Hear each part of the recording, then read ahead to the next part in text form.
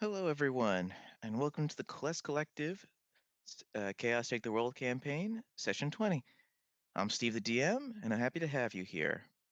Before I forget, just as a heads up, one of our players is mute, so for Albert High's lines, I'll be reading them out. So, as a recap of last session, the group had entered the mysterious ruins that in the Feldup Hills and were immediately greeted with their known companion being slaughtered by a crazy pickaxe wielding murderer. Um, After dealing with him and kicking his ass, they then proceed to explore the interior of these ruins, and in the process, discovering a variety of horrors beyond their comprehension, as well as finding Shabriri's true name. Unfortunately, they were then confronted by Hugh Darrow, aka the Destroyer, who attempted to take the book by force and was actually trying to banish them all to Erebus. They thankfully knocked him into the Erebus when he tried to drag them in and escaped. They then got to Yaniel to rest up. Murphy confronted his past alternate self, and uh, well, the group then went to bed for the night after some minor interpersonal drama. So we pick up with the rest of the group, who is just exiting the inn. So, how do you guys? God damn it! I almost made it through there without laughing, but I just had to look in the chat. Yeah, for those of you who don't know what's going on, the entire chat is hyping Steve up, telling him go, go, go, go, go, go, go, go, go. It's our weekly ritual to try and make Steve laugh through the recap. Sadly, it didn't work completely, but it still got him. Yep, this is what happens when you have a cold. My resistance to laughing is weakened. Anyway, we'll focus on everyone who was at the inn. How do y'all wake up the following day? Well, since we're all sharing a beautiful room together, um, Delilah, you're pretty much new to the groups and basically sleeping all together in one crowded room. Um, you're probably new to Hobrock very, very loud snoring. So the rest of the group probably waking up to her still,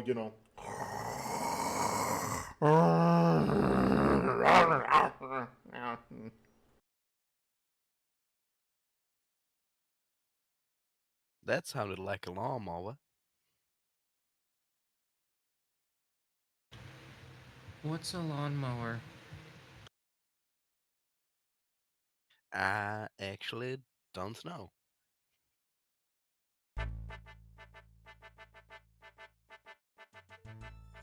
Well, what's going to be the plan now?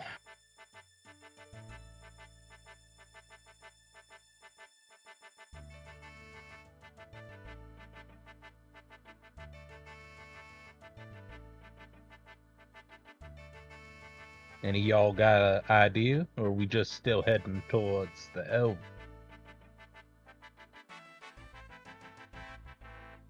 Let's just probably stick with going over towards the elves. Sounds good to me. Y'all get ready. We got a bit of a walk left. Do we not have any teleportation circles near there? Well, walking's good for training. Never know if we might run into like some sort of gang beast out there to fight.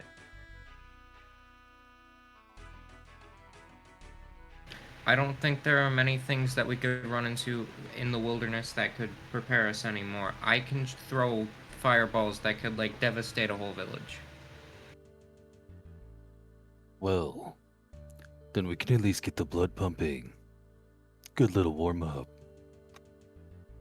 And he just smirks before walking out of the room, heading to the main room of the place we're staying.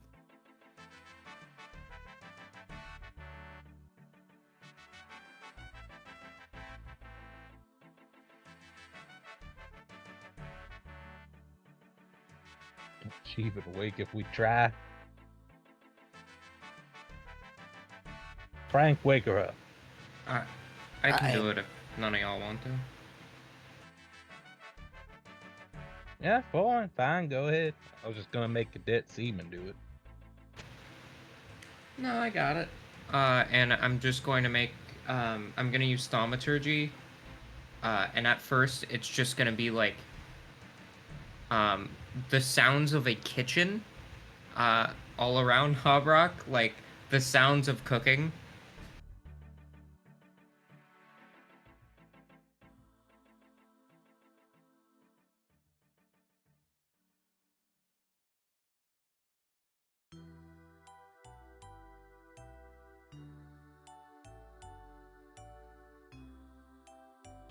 I think Hobrock makes a good point. We should get some breakfast before we go.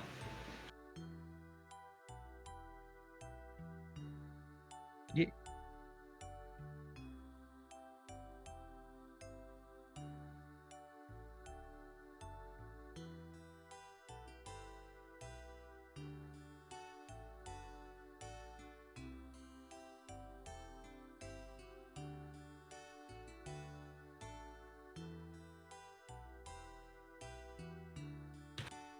Well, he also has a hole in his chest, so maybe not that good.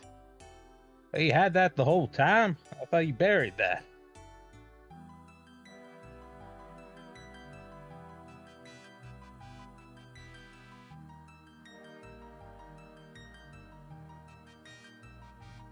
That's kind of out of the way. I don't think we should take it with us forever. Oops, hold on. I don't think the audience heard me. You guys can probably put 2 to 2 together, because I just realized my M stick was a little bit stuck on the part of me grabbing our dead gnome wizard still. So just letting everybody know. And also I told Murphy that the plan was originally, she thought was going to take them to the tower. Maybe we could find like a mage that will take the body to them for us. I mean, I can at least get us to the tower if that's, like, what we're trying to do here. He's friend! Me think he's friend, no? We go bury him. We go give him the tower. Proper thing to do. Yeah, he is. Can we return here after your magic spell takes us to the wizard tower? Yeah. Yeah, as long as it's within the same day, I'm pretty sure I can get back. Okay, well then, yeah, let's make a quick detour to Wizard Tower to drop off Oble. They do have a teleportation circle within that tower, right? Because we were all there. And I'm pretty sure we teleported out of there. The Wizard's Tower? I think you haven't been to the Wizard's Tower yet. I thought we all met the little gnome guy there, right? No, he met you guys in Ardoyne. And then we went into the tower and we left in the other place. No, you guys went to the Grand Tree, which is not the Wizard's Tower. No, it was before the Grand Tree. We went into his tower and then we left and went to the Grand Tree. No, right? No, I think that was you climbed a Camelot. spirit tree. Yeah. That wasn't a tower? No, that was Camelot. I thought we got to Camelot through the tower. No. No? Okay. No, y'all use fairy rings. Either way, would I be able to teleport circle there? Well, let me just say that there might be an alternative solution if y'all just go down and get some breakfast. Ignore that voice. Start the circle. Don't you dare ignore me. I have an omnipotent voice in your head. You can't just ignore me.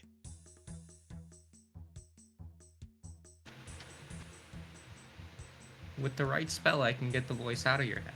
That spell is disintegrate. You can't disintegrate a voice. I don't have a I can physical disintegrate you. form. No, you can't. I'm not even a physical form here. I can disintegrate me. Please don't disintegrate yourself. Well, let's go get food first, I suppose, and then we'll go there. Yeah, the spell does take a bit to cast, so I do think it might be a better idea to at least head downstairs first. I think Hobrak might break necks if we don't get food pretty quick.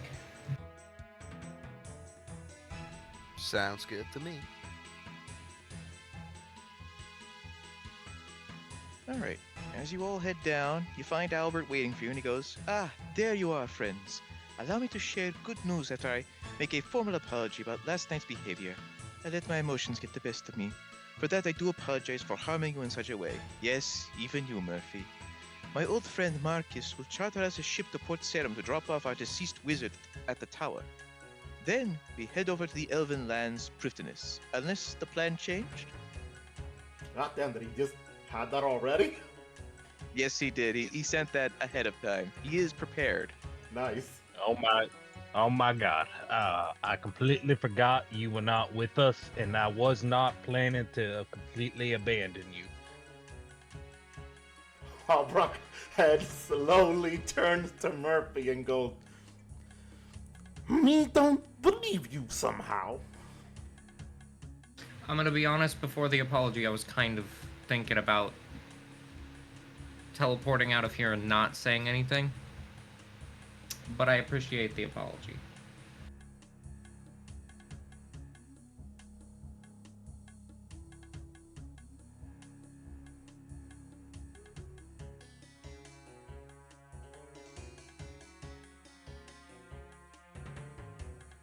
Well, I think we can teleport to Wizard's Tower and back faster than your ship. So we were just gonna get something to eat first. Of course. So the plan is still the tower, then the Elven City? Yes? Yes. Yep. Yeah, as long as I can get us to the tower, I can get us back.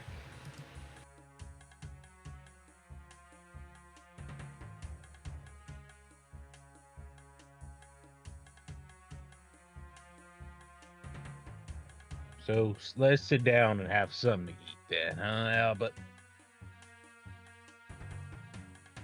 And we have someone to teleport us there, right? Yeah, I can make a circle. I just need space for it.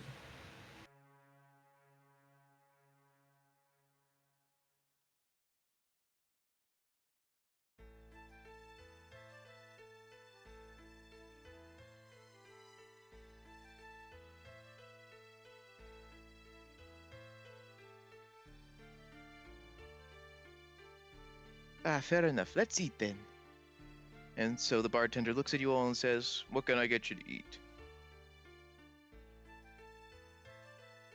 Hobrock sits down with, trying not to let the dead body be seen properly as she continues to keep it properly closed up, and goes, "Food! Me wants food!" Alright, what specifically would you like? We have eggs, we have breakfast steak, we have toast. Yes! Alright, the breakfast special then. I don't like eggs. So, steak?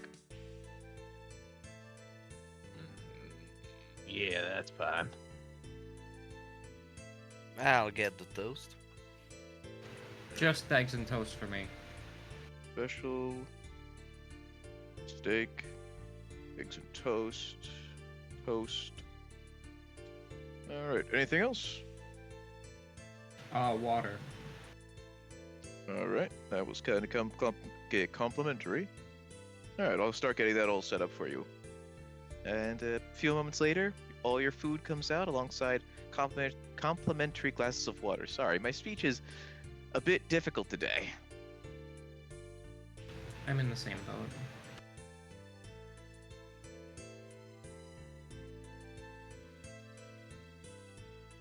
Murphy would begin to dig in then. While I'm eating, I'm going to just try and get the best picture of the circle that I can, just to ensure that I know what I'm teleporting to. I just need what it looks like in order to teleport there. Alright, give me 1 second to get you a picture. Yeah, just like from the group, because I don't know if I've seen it myself. I'm just getting its Ah. sigil sequence because I figure Albert's probably picked up on that. Either that or any of the other people that know a bit of magic. Okay, I get you.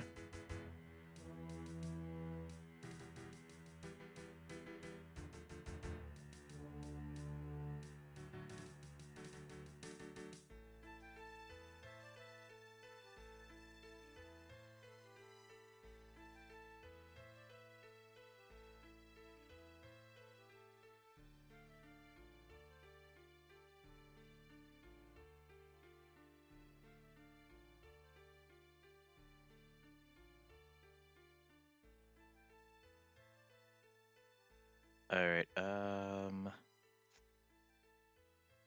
So so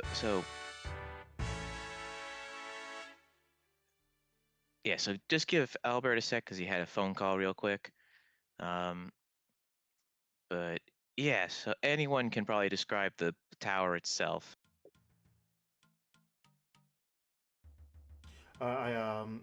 Just a quick note.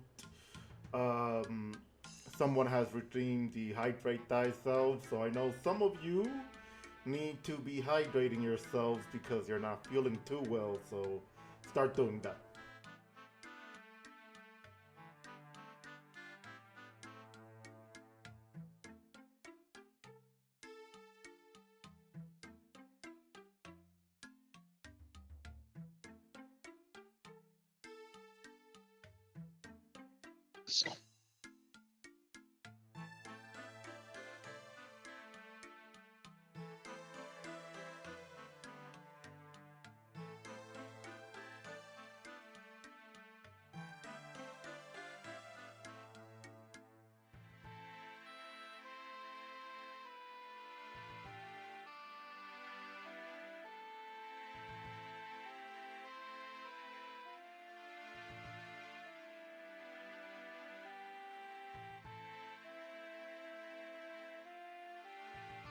So while we're waiting for Albert, how Habrock would just start eating her food and just drinking while and ensuring that the dead body of our wizard friend is like not hanging out, just more on the side, like on her lap, so like she could just have her elbows hold on to it, so like that nobody just tries to look into it or steal it or assume she's holding something valuable.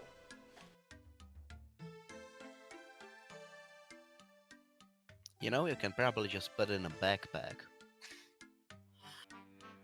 Does anybody have a backpack? Cause all I have is my cape. Which reminds me, how much blood is pouring out of this poor gnome again? If he has any blood left. Thankfully, it all came out when he was killed. Amazing, so my cloak is only slightly dirty. Got it.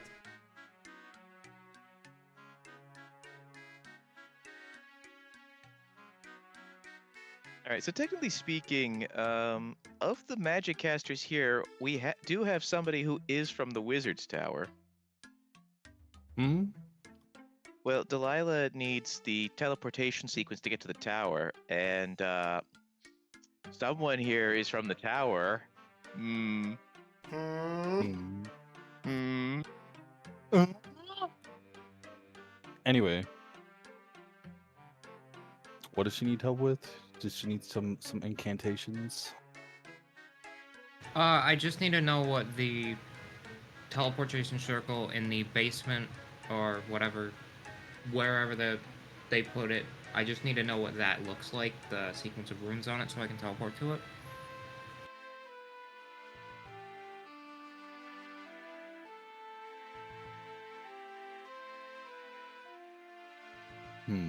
If I had to describe it, it would look like... And then you would just proceed to explain it to you. Yeah, I'll just draw a quick picture of it in my my little journal. Show it to him just to make sure that I have it at least close enough to write before I do the actual one. You know, that reminds me. And so he would pull out his book. And he would flip to a page and show you a drawing of it himself.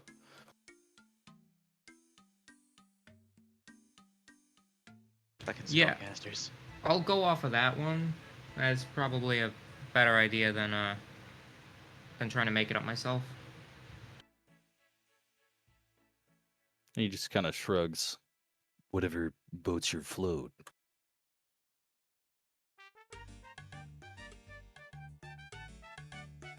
All right, after a nice hearty meal, Murphy, what'd you want to say? I didn't have anything to say. Okay. Anyway, after a hearty meal, y'all are probably ready to take care of things. It all costs you a total of 100 gold pieces for everyone's food. In total. I'll take care of it. Yummy, yummy gold. Anyway, And I give Are him you- 1 tip as a tip. how very American. Anyway, y'all ready to go? Yep. Yeah, we still have the room for a little bit, so I guess I'll go upstairs into that and do the circle there, just so they don't yell at me for drawing on the floor. They don't have to know.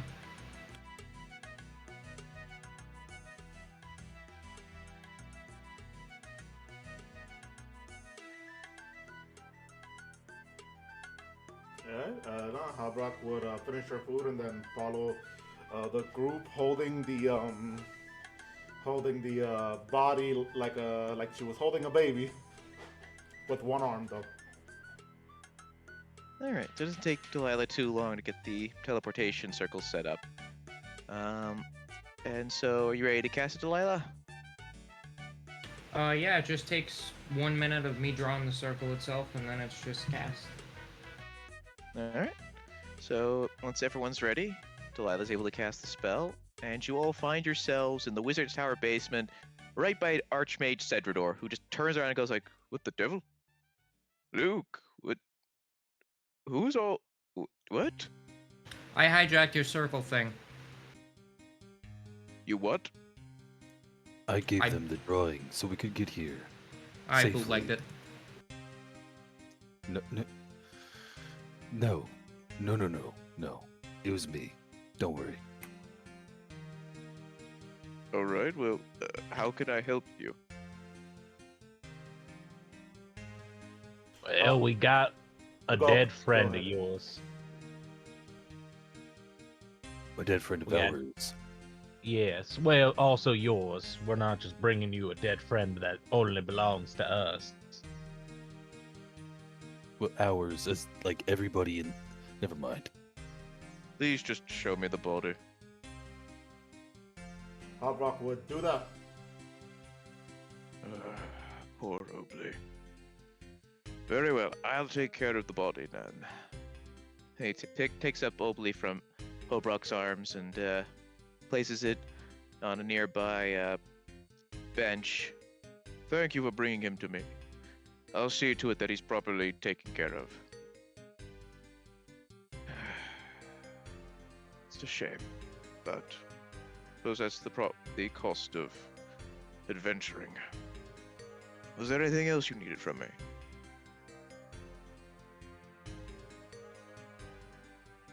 I don't believe so.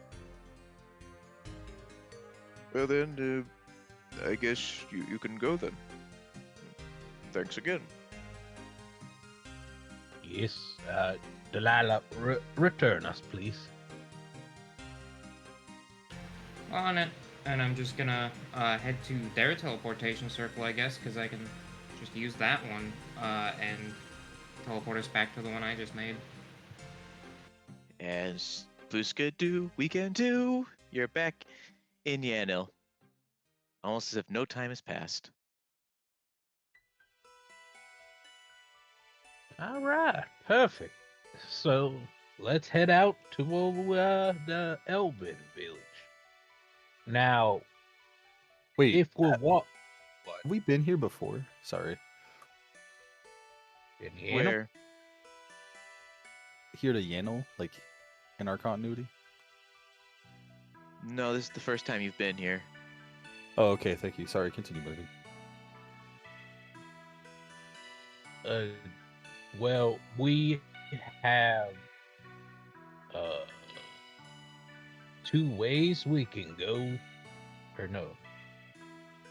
We need to get to the Elven Village, and we can either go Castle Wars, I think. No, so there's 2 ways to go. Option 1 is by boat, and option 2 is through the mountains, well past Ardoyne. I see. Well, we should probably charter a boat at Port Kazad.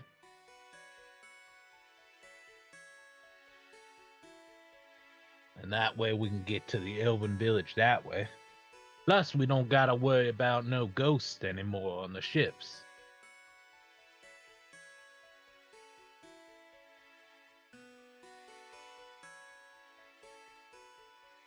Then the favor ship then, just made to Prifdinus.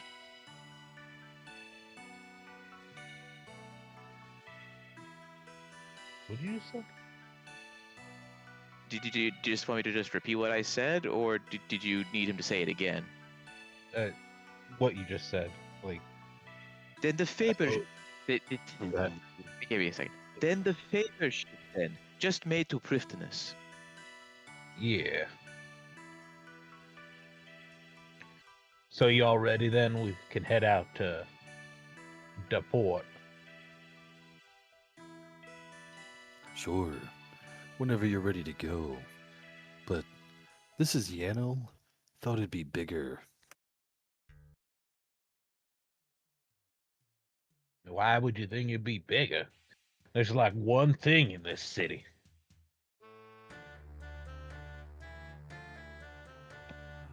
2 things if you count the Wizards Guild.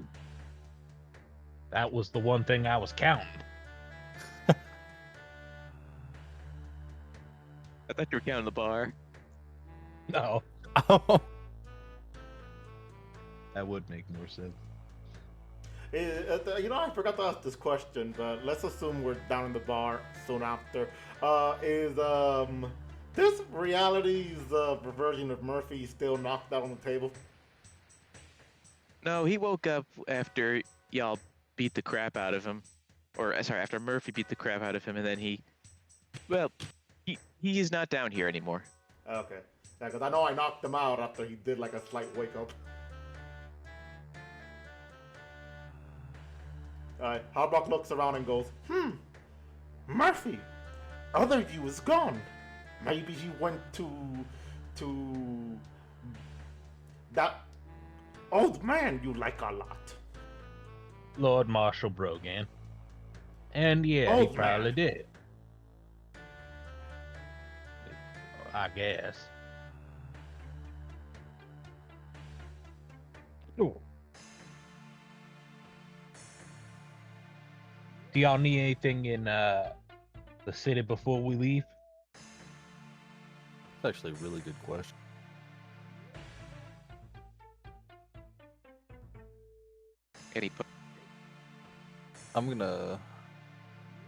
Luke's gonna like nod towards Murphy's question, and then he's gonna, I guess, head towards the guild, if it's apparent where it's located. I mean, it's probably one of the biggest structures in the city, Yeah. so yes. That's what I'm saying. And then Albert's like, maybe the guild could sell some runes. Way ahead of you. And so, yeah, Luke, you head to the guild, and they do have a rune store. How many runes would you like? 182. That'll be 306. Yeah, 364 gold pieces. Ka-chow. Okay, anything for anyone else?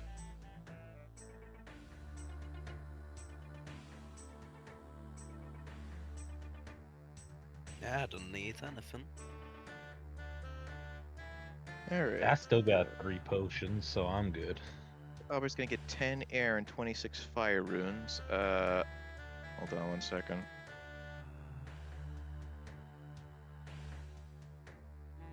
That's what happens when you have several people in different systems.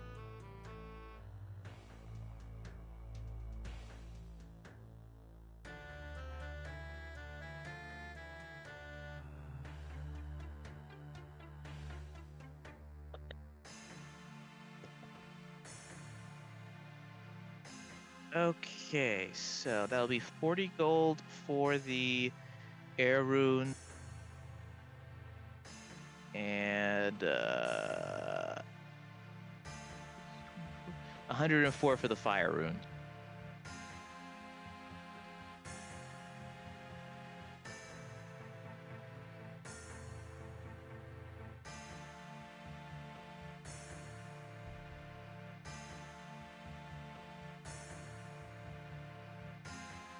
Ooh, I am very light. Anyone can spare 80 gold pieces? Yeah, I'll pitch in.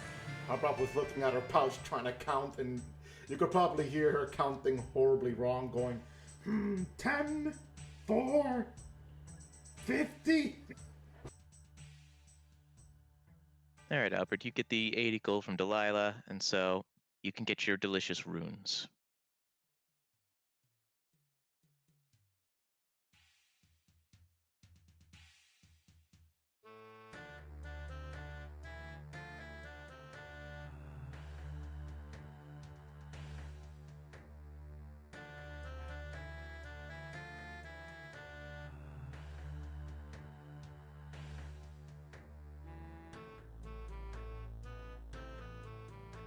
Obrak, no, thank you, Delilah. And then he pays the gold for the runes. All right, anything for anyone else?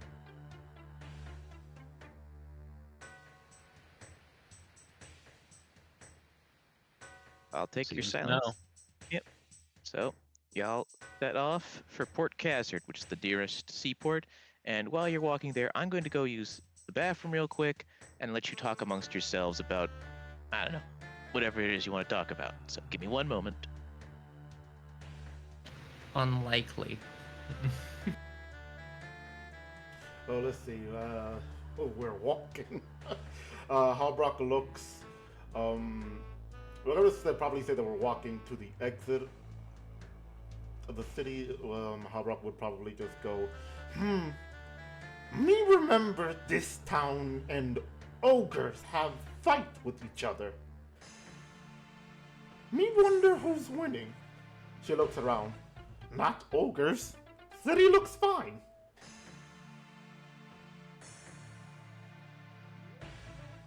Yeah, I suppose we would notice if there was damage from ogres.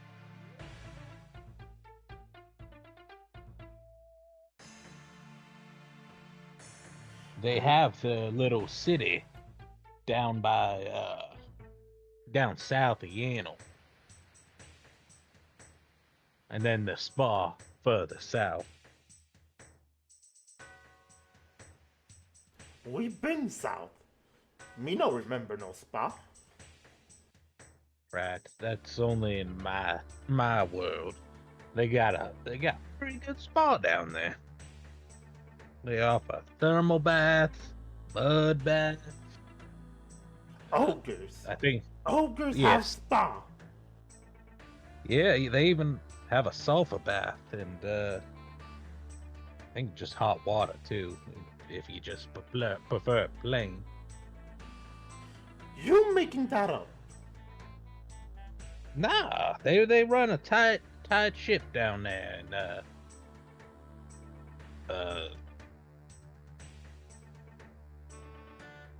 And Oh. you know this. You visit before.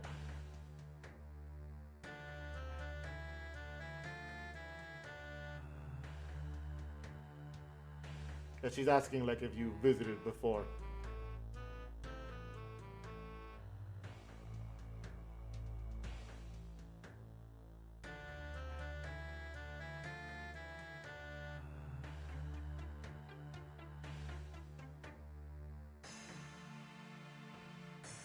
Am I still here?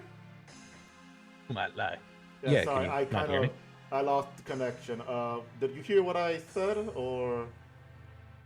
I don't think so. All right, so let me repeat it again. you, you, did you visit that spot before? Yeah, a place called Ooglog.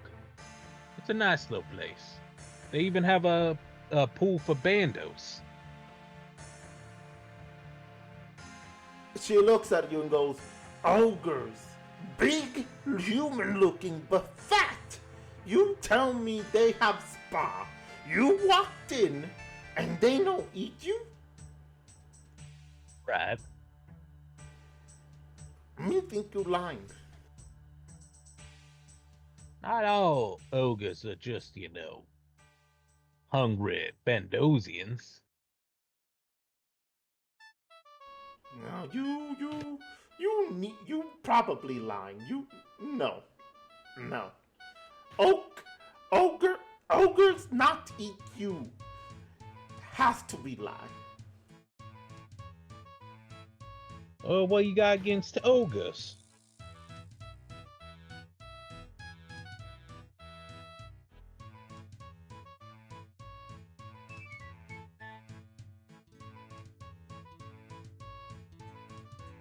Nothing. Me know they like to eat humans. Me seen that before. Hello, me also eat human. Well, that's concerning.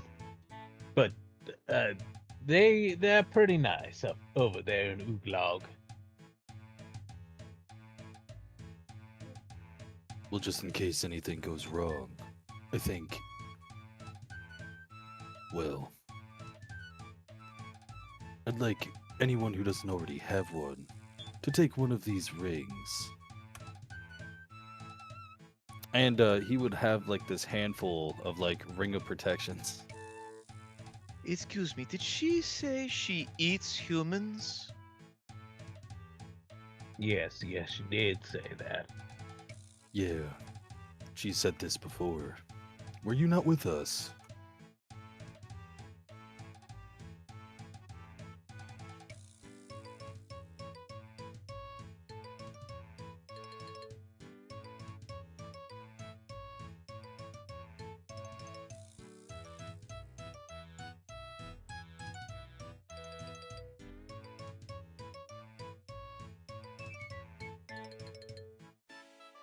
Yeah, actually, I don't think he was. I don't think so.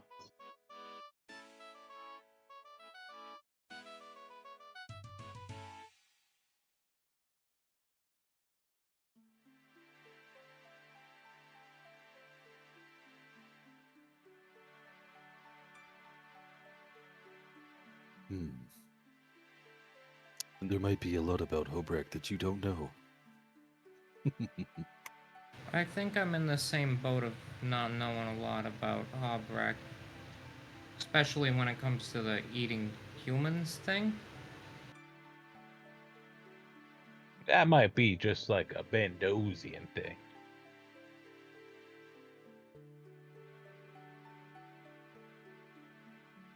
Hobrecht, is it like a consume the flesh of your enemies and gain their power kind of system?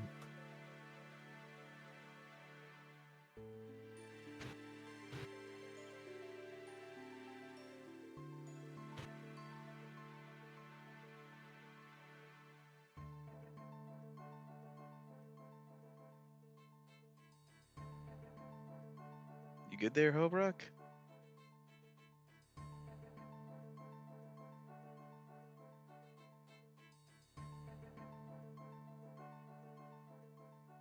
Is it a kill your enemies and eat them to gain their power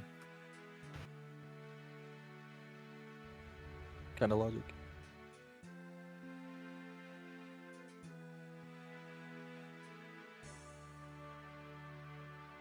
I think I will stick to her being one of the strongest among us, physically, and leave it at that. Habrock flexes a bit and goes, yes. Look, I believe it's more of a we don't waste meat around here, no matter what it is. Anyways, I'll be taking one of those rings from you.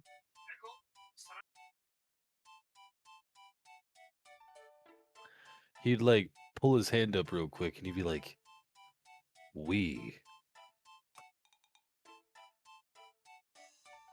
don't waste meat around here.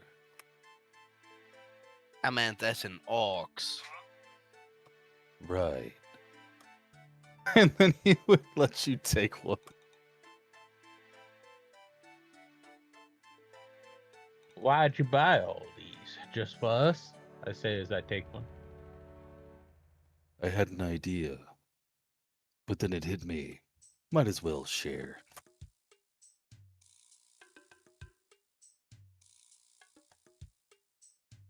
Well, thank you. All right, you all make it to Port Khazard, and approaching the dock, you see there is a one of Trader Stan's charter crew members waiting for you. So you can approach them when you're ready to go.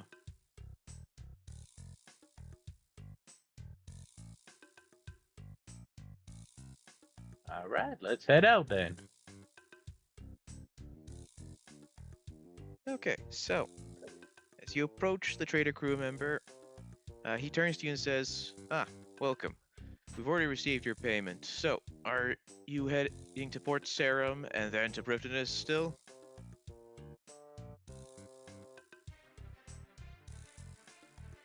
Who paid for us? Then Albert goes, no, just Priff. All right. Then he pulls out some gold and gives Albert back 1,000 gold, or gives Albert 1,000 gold pieces. That's the All right, refund then. for the additional chip. All right, hop aboard. We'll get you to Priff as soon as possible. Then he heads onto the ship.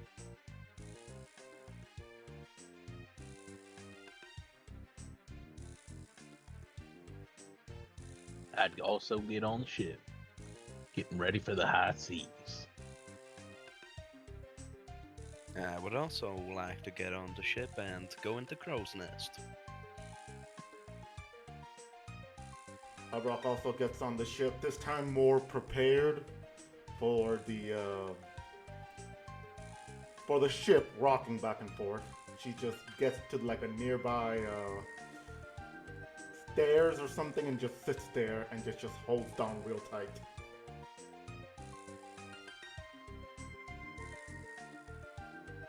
All right. Once everyone's on the ship and ready, it sets sail. And it takes maybe a few days for you to start getting closer to Priffness as you loop around the southern part of Kandarin, and you sail past the Feldip Hills and the Myths Guild, and you start making your way further north to the western part of the main continent. So just as a reminder for everyone, make sure you've given yourselves a long rest. So, as you begin approaching Priffness, you see storm clouds above the crystalline city, and you also see smoke and fire.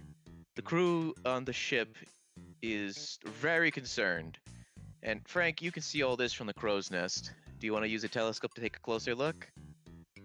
Yes, I would. All right, you see a bunch of the city guard fighting what looks to be orcs and armed ruffians.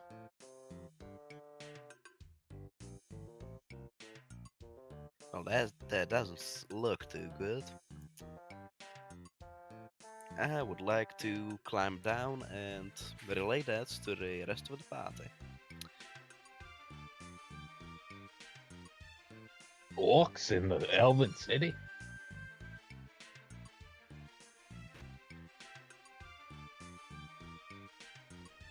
Orcs? Me wonder if they same tribe or different one that stay behind.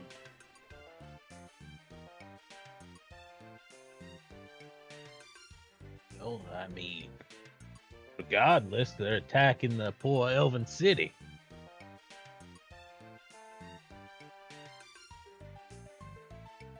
This must be the work of the fairy godfather!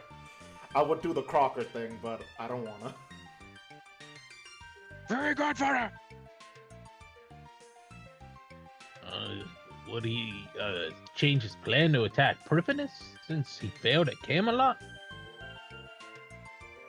Seems like a much stronger target to attack. Habrock shrugs. Me not no plan. If these are orcs from the moon, then it's probably Fairy Godfather. If not, must be different orcs. When we get closer, me find out. Alright, let us know when we get there. Alright, so the ship docks into place, and you see several city guards killing a couple of orcs as you disembark. As you guys get closer, you see that the orcs do resemble the ones you saw on Xanaris. So you can definitely tell these are moon orcs. How close are we from the battle? So you're currently at the gates that you previously entered the city from. So you're not too close from the battle, but you can definitely hear there's a lot of fighting within the city.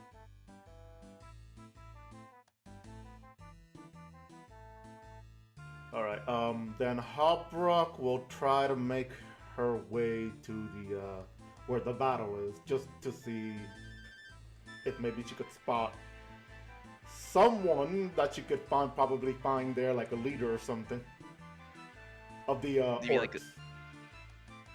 Alright, as you take a look at the battle, you see a lot of smoke, but you don't really see any, you don't see the other two generals from Xanaris. And as you're looking through, you see a couple of elven guards point their spears at you and go, "God damn it. Saren, help us. One of them got through the gate." Wait! Me not them! Me with them! And she tries to point back to her friends please, if they are behind her. Frank just waves. Oh, that's right, the World Arbiters. Well then, thanks Saren, you've arrived. We could use some help. It seems that a couple of the elven clan leaders have been taken captive by the leader of these orcs. Who's leader? Me go talk to them. Brutally. Well, it's hard to explain, but he was a fairy, and he wore this very expensive suit and was casting magic. We think he's in the town. He's in the city square.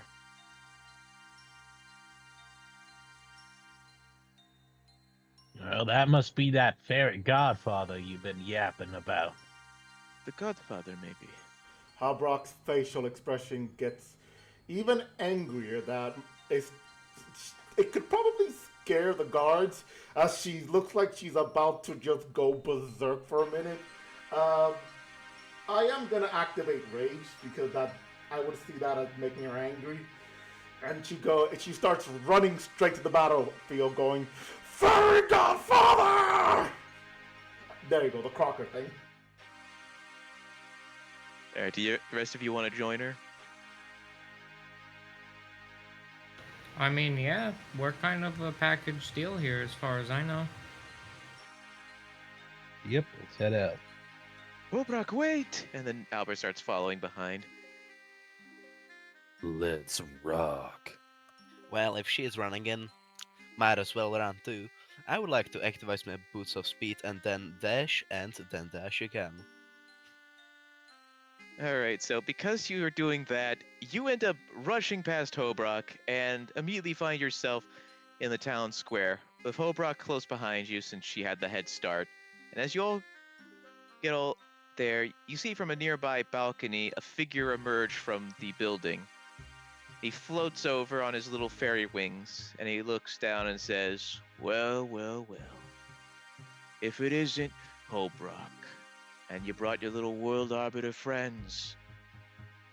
Evidently, attacking this city was the right way to get your attention." Habrock looks at him very angry and goes, "Get down here so I can rip your wings off, you beast of..." And ogre cursed language.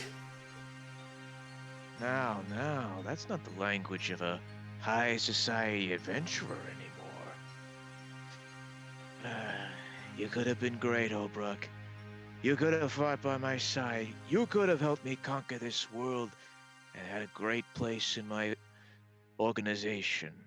Instead, you spit in my face. I brought you to Zanaris to conquer. And what do you do give us no instead? conquering, she interrupts. You give us no conquering. You easily take over, made Queen sick. That is not the way of Bendos. Way of Bendos is to conquer through battle. What you do here is good example, but not good leader. You have to understand, controlling Zanaris was important to the conquering Hobrook. See, this is why I'm the one in charge. Bandos tells you to be stupid. He tells you not to think, only fight. And that's great from a warrior perspective. But when it comes to strategy, he taps his chest. That's where it comes down to me. But then again, you never were one to listen. You were one to charge in head first. Which is why I'm going to enjoy this next part. As he snaps his fingers, you see a few orcs and some of those unmentioned ruffians appear behind you all, surrounding you. Well, you wanted to fight, Hobrook. I hope you're prepared to live up to that. And I'm going to need you all to come to roll 20 and start rolling initiative. Yay.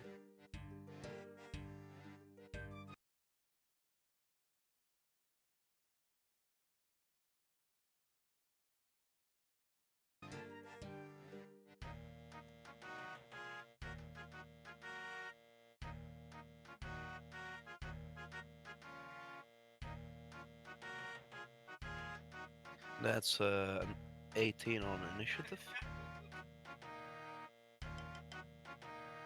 I rolled a 12.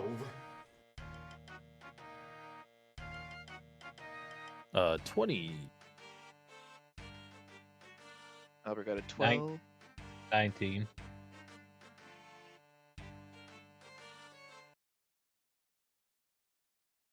Give me just 1 second. I gotta get all my stuff opened up on Firefox. No worries.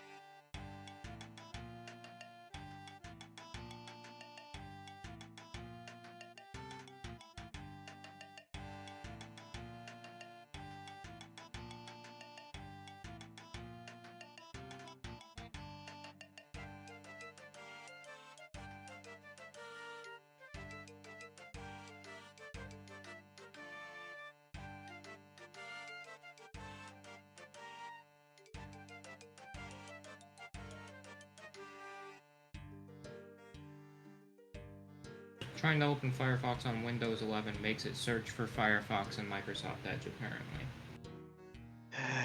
Fucking Windows 11. I got a 23. Yay.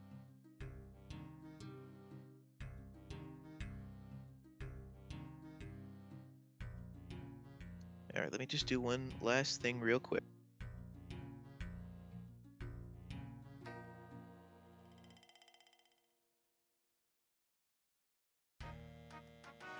Alright, so starting up, we have Orc and Ruffian 1. So, okay, so the Orc will come up to Murphy and attack him twice.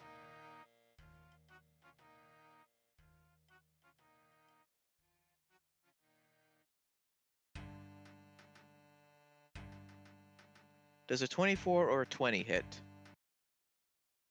They both hit, but I want to try to deflect one of them. Okay, so I'll just tell you the damage you took from the other one.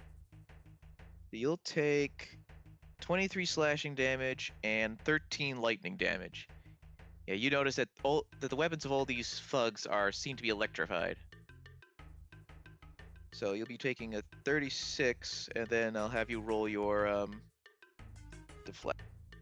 So that'll be 20. So that means you take only 16 damage from that second attack. Okay.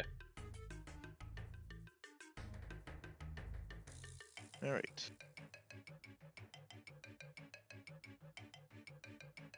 Next up, the lower ruffian, who will charge up at Luke and attack him twice.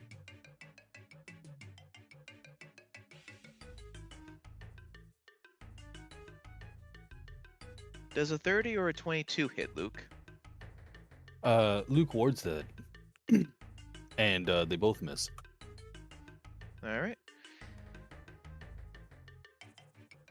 Next up, one of the orcs comes up and attacks you as well. All right, so you're still warded, so a 30 misses. Does a 31 hit? That would also miss. Dang. All right, now it's Delilah's turn. I think we're all pretty familiar with my song and dance by now. All right, let me quickly roll those deck saves. Yeah, fireball at the floor, kind of in the middle of us all, and it's gonna avoid all of us. So everybody has advantage on the deck save, and if you pass it, you take 0.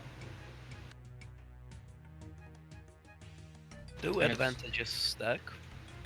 No, they don't. It's only one fireball because I'm using my bonus action to enter innate sorcery. All right, and so I assume the orcs and everyone else that's nearby are at disadvantage because you're innate sorcery? Not disadvantage, it's DC 20, but I'm also using a meta magic to put them at disadvantage. Gotcha. And what's the range again? 20 feet or 30 feet?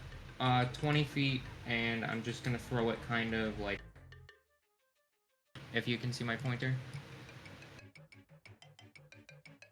Okay, so it's gonna get everyone. So. Oh, it's 20, not 30. Oh, okay. Still gonna get everyone.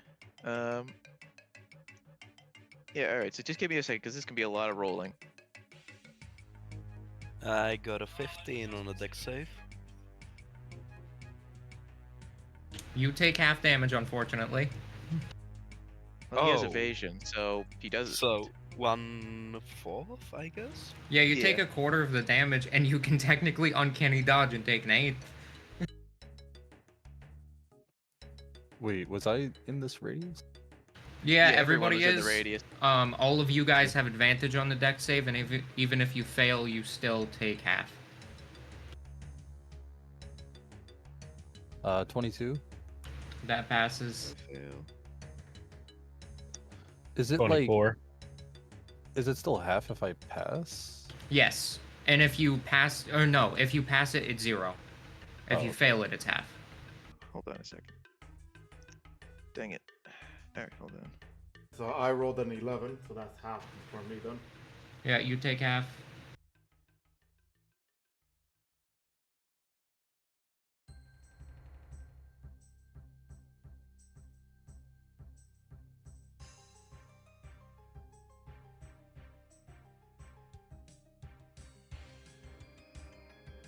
Alright, they all failed.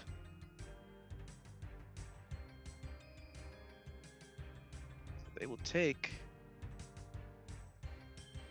My dice are spazzing out in the corner. Yeah, they tend to do that. 42 There we go. damage. 42 damage. If anybody failed the deck save on our side, even with advantage, you take 21.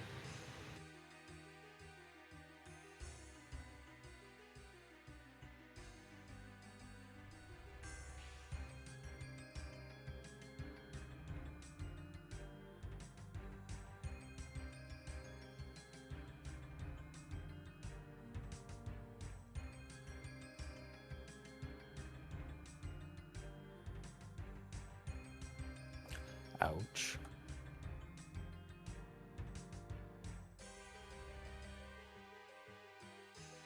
You know the age-old saying, that one powerful wizard saying that they all say? I cast Fireball. Alright, and I assume that is the end of your turn? Yeah, just an 8 sorcery in that, yeah. Okay, so next up is another orc's turn.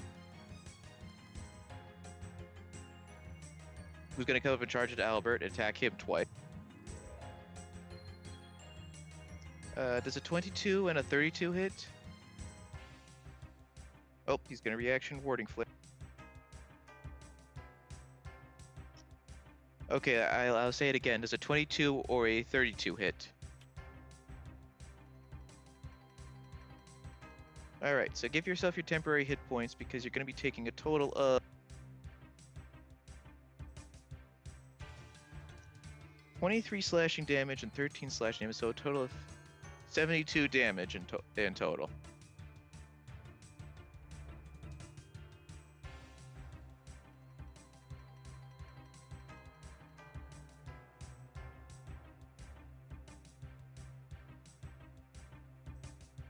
This fight has been brought to you by Frank Suggestions.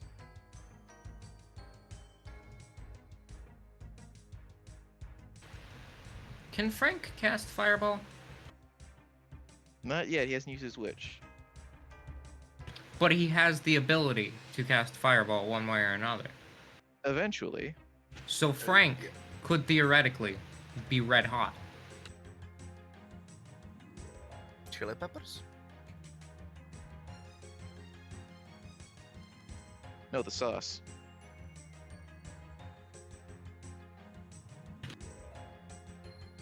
I was making a joke with Delilah saying red hot, and I was saying chili peppers as in the band. No. I'll go into the chamber. Come Alright, to so I decide have- that the things in my life were. So I have some bad news, everyone. I may have downed Albert. Oh no!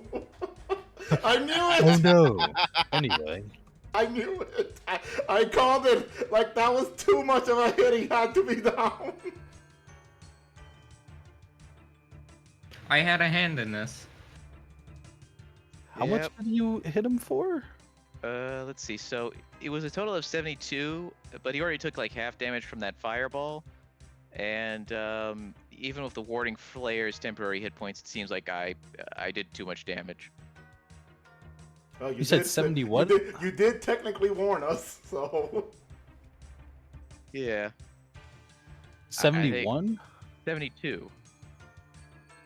Oh, okay, good. Oh, okay. I don't know if y'all use the instant death thing, but No, he we wasn't don't. close. Oh, okay, good.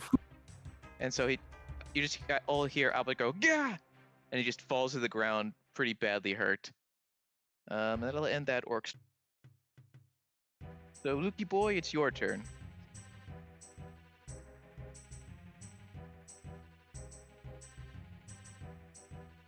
Hmm.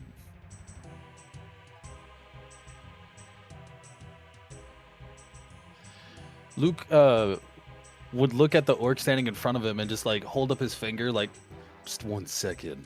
And he would turn around and he would like I guess as part of like the potion interaction, he would grab fucking Albert by his collar and pick him up and he'd be like, "You go down when I fucking say you go down." And he'd take with his other hand a potion and pull out the cork with his teeth and put it right into his fucking mouth and just like suck it down. And yeah. Calm down, Zoro. Calm down. Let him swallow first. The orcs just kind of look at you very confused. And we are gonna do a superior.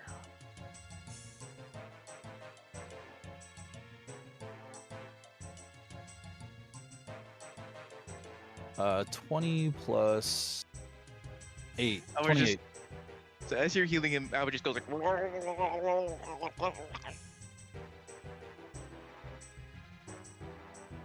And then Luke would let go of him and like, dust him off. And then he would turn back around. And his shield's on one arm and he would draw the Aramist's longsword dramatically and he'd be like, "So, where was I? Oh, right." And then he'd just start smashing at the orc. Vengefully. Very, very, very vengefully. Oh, before you do that, so what was the additional healing for the potion? So it's the 8d4 plus 8. 28, yes. 28. Okay, total. 28. So Albert, you're healed 28. Albert is no longer down. Now start swinging your vengeful blade.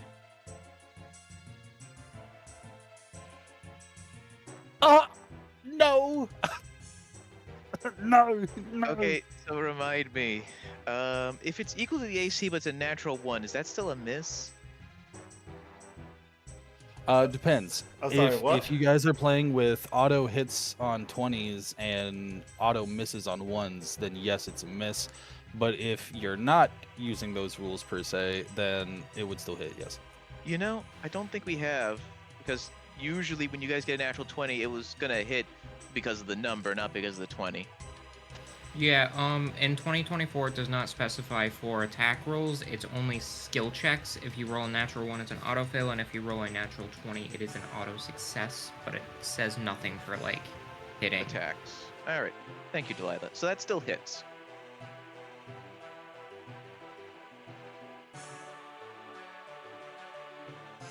Bring Oh, forth your boy. vengeful damage.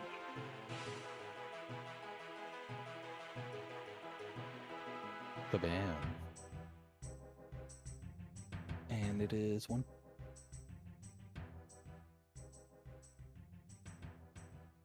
There's some force. Okay. And then there's necrotic damage. Aw, necrotic, you failed me. Yep. So total of 22 for that one. 29. That's a hit. It's 18.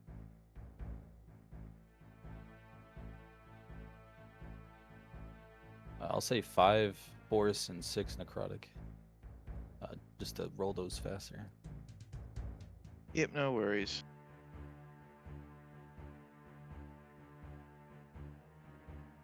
Oh, okay. I didn't Alright. roll under a 3. Okay, cool. Awesome. And I'll call that there. Yeah, we'll pass there. Alright. Now it's Sergeant Murphy's turn.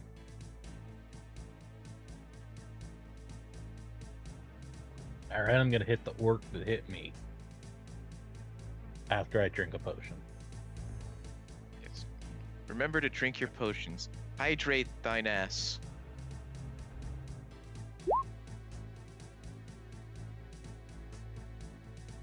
And then I think it's +4, right? So that'd be- Yeah, so 12. Alright. Now, how would you like to aura? Gonna use my enhanced fury of blows. Let's go. A 16, a 26, a 20, a 19, and a 12. Alright, that's 4 hits.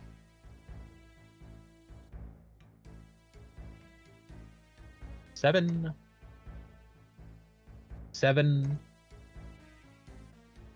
12, and 15. Very nice. And then I'm getting away from this thing.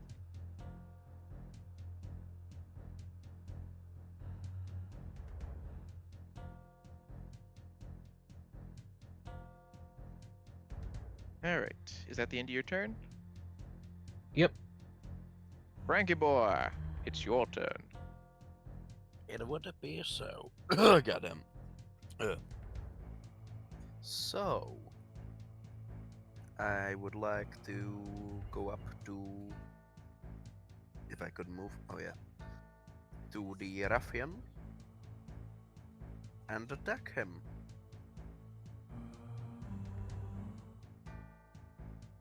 Does a 30 hit? Yes. Excellent. Excellent. Now that would be a 12. Yes, and your sneak attack, sir? That would be a additional 15. Anything else? Oh, I almost forgot to roll the psychic damage. Oh, that's another 8. Very good. Would you like And to a do anything second else? attack. Yes. Does a 17 hit? Yes. Good. You know what, I'm gonna savage attack at that to see. Oh yes, a 14. Wunderbar. And that would be all. Very good, sir. Alright, it's another orc's turn. It's gonna come up and try to attack Luke.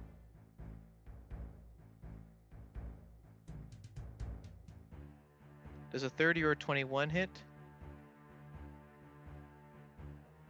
No, I will ward those. Okay. Now it is Hobrock's turn. All right. Or shield those, sorry. So turning around, seeing Albert getting down, and then picked up and force jugged a healing potion, Hobrock would go and grab Albert by the collar and then just sort of force him behind me, like force movement behind me to avoid opportunity attack, if he allows it. And then I'm gonna attack the orc that basically tried to down him. Do you let her do it, Albert? So basically like that, and then just there you go, like that, like a full switcheroo. Alright. He lets it happen, so go ahead and start swinging. All right, and so it's going to first attack the reckless. So give me one quick minute.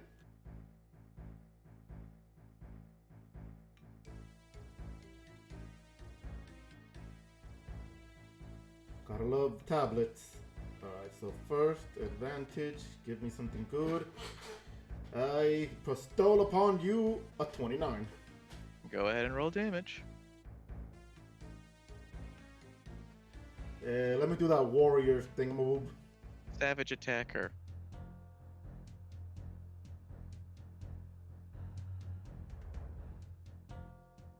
Okay, there you go. I was about to say, did the result come out? Okay, so Hell yeah. yeah, alright, so that's a sweet 18 plus, where are you, Franzik? Which is Hell yeah. 12. Let's go with my second attack. Excuse me, that's a really, goddamn, that hurts. Second attack, I am gonna go ahead and use Brutal Strike on this orc just to send them back like I'm playing baseball on their head. Yeah, I'm gonna give a nice little detail, which ends up being a 24. That's a hit. Alright. Wow, 13 because of that fucking landed on a 1. Brutal strike damage. Alright, here's Brutal Strike, and then have them sent 15 feet away from me. And I do the fucking angry walk towards them.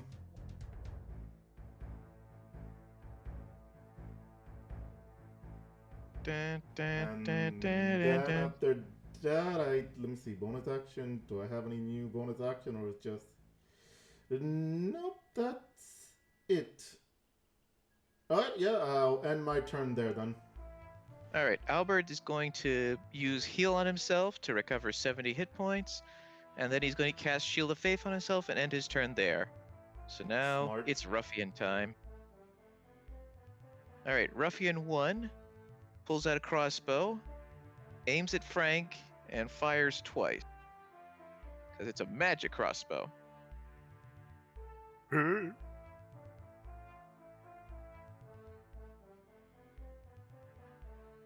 Does a 34 or a 31 hit? They all hit. Okay, so 34 was a critical. So you're gonna Oh, take God. a total. I would like to uncanny dodge that attack. Like, Okay, so it'll be a total of 44 lightning damage for that one. So you'll bring it back down to 22, and then another 22 from the second attack. And yeah, so a total of 44 lightning damage to you. how much? A total of 44.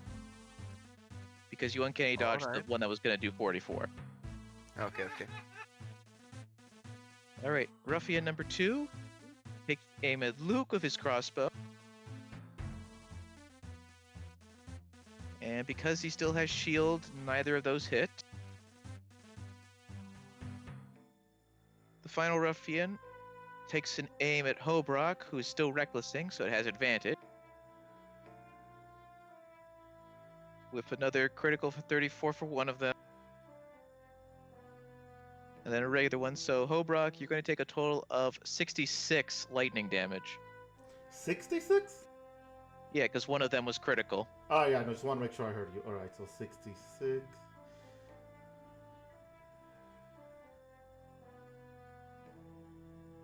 Alright, then we loop around to the start of the next round. And now the orcs are just going to all start rushing at Luke. So. Alright, 230s, which I think still miss you. Real quick before you start doing the numbers shout out. Hey, Luke, look, you're finally being surrounded by babes. Let's go. I'm so proud of you. Then it's the ruffians' turn. All the babes trying to hit me. Let's go. Another orc. Freaking missing because it can't get higher than a 16 on the stupid dice. Alright, it's Delilah's turn again. Second verse, same as the first. Alright. So No, actually, I don't want to kill Albert again, so, I guess I will 5th level Scorching Ray at... Do any of these guys look particularly, like, chunkier than the rest, health-wise? So the two crossbow using ruffians seem to be in better shape than everyone else.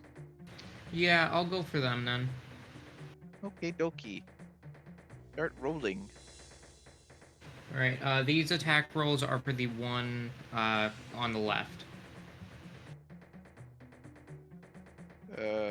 Okay, hold on, wait. When you say left, do you mean like up or down?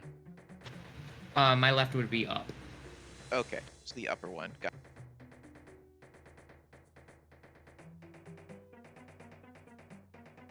I had to figure out how many attack rolls I'm doing. Yep, don't worry about it.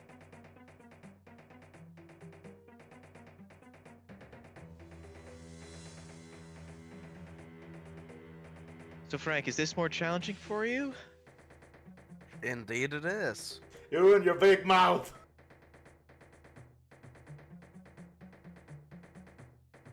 I believe I'm doing 6 attack rolls, so that's what I'm going with. Yeah. And they're all at advantage. Ooh. I love innate sorcery.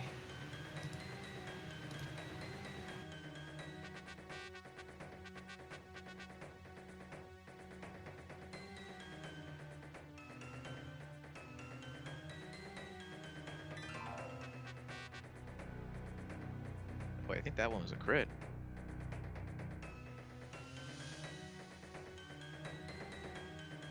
How many was that? Was that 5 or 6? That was 5. Okay, cool. I think hit the you'll- last one, but it just didn't go, so we'll do it again. I think you also pressed Guiding Bolt instead of Scorching Ray for that, but I think it's the same modifier, so it's fine. Yeah, it's the same modifier there. Alright, so that is 6 hits in total, and one of them was a critical, I believe. Indeed, although a crit really doesn't do much for Scorching Ray. Hey, extra dice is extra dice. That's like 7 additional damage on average.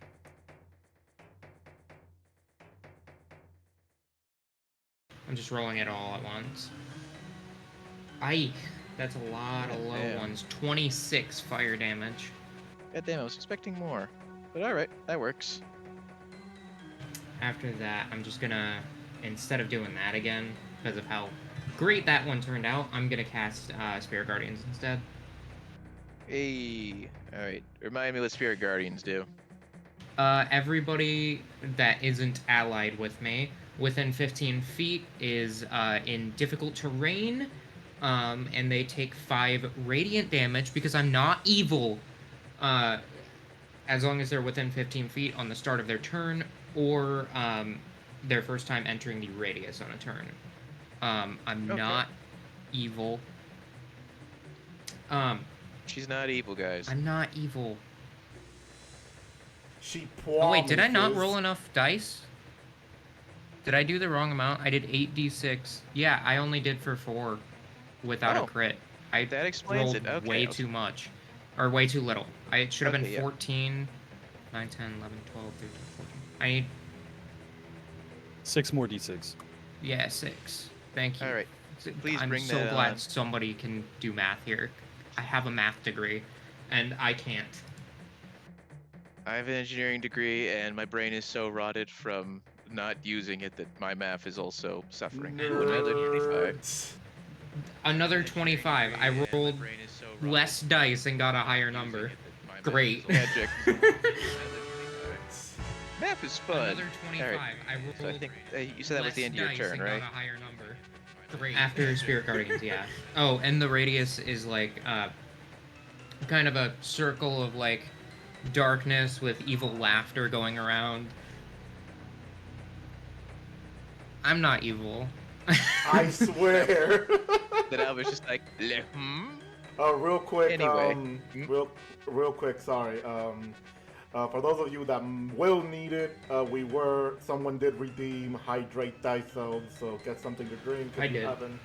And thank you for the person who redeemed it and the Twitch point, because I definitely needed it.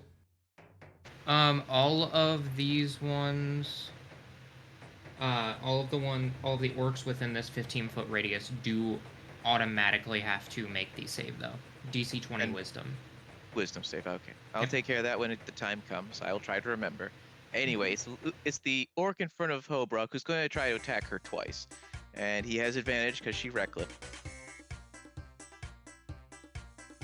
As a reaction, I'm going to use retaliation. So the first attack, I attack back. Okay, so the first one's going to do...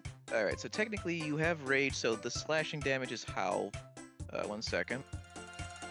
So you'll be taking 11 slashing damage and 13 lightning damage for a total of 24 for that first one. So go ahead and roll your attack. Well, this is nice. Alright, now for that attack, excuse me, tablet, it's not what I want to do. Technically, you're recklessing the attack, I think. Yeah, so no, it just, okay, there you go. 27 to hit. That's a hit. God damn. Stop And don't forget, you landing can on the savage- corner! You can savage that if you want. No, it's fine. I'm just gonna... No. This is a separate turn from your real turn, so you can savage that. Alright. Let me do that then. Okay, so I'm keeping the other one? Fuck you! It keeps God landing damn it. on a corner!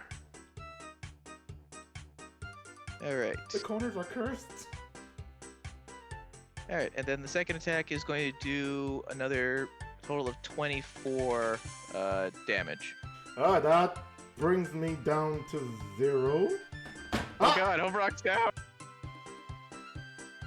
Give me one quick moment, because I'm gonna do that. Luckily for me, I have a feature now that I am the level 11. And it's not the orc feature, thankfully. It's not that one. It is, if I could find it, there you go, Relentless Rage. So I will need to do a con save of DC of 10.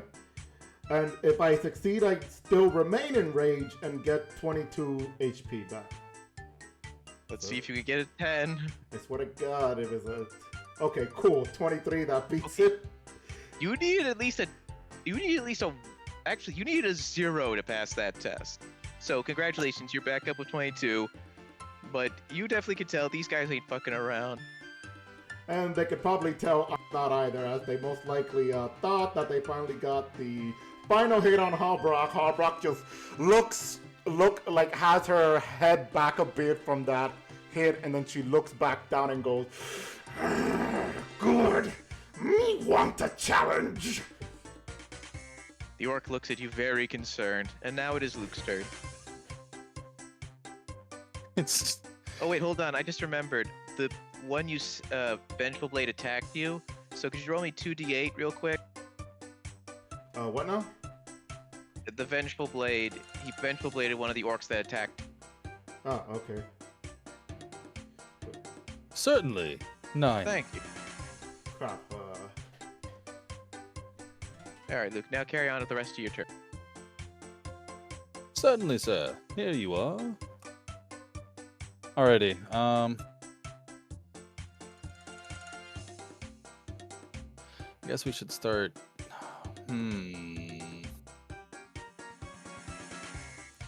You know, it'd be really great to have Halberd right now. God damn it.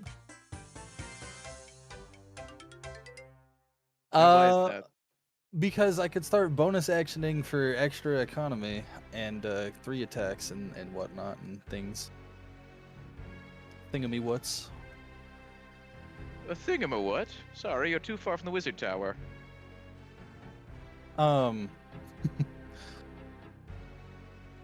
Yeah, so I'm gonna Aramis the 2 orcs, North Orc and East Orc.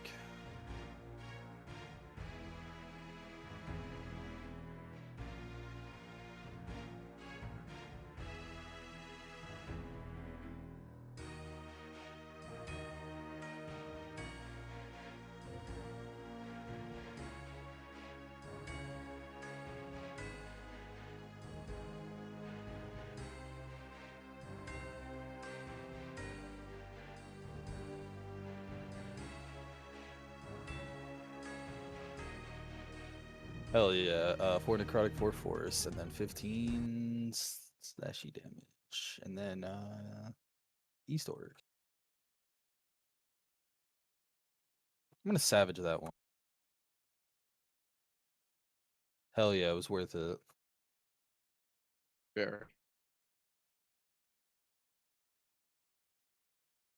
5 force, 8 necrotic. Then we're gonna actions. Do y'all think I should action surge here? Or should I save it?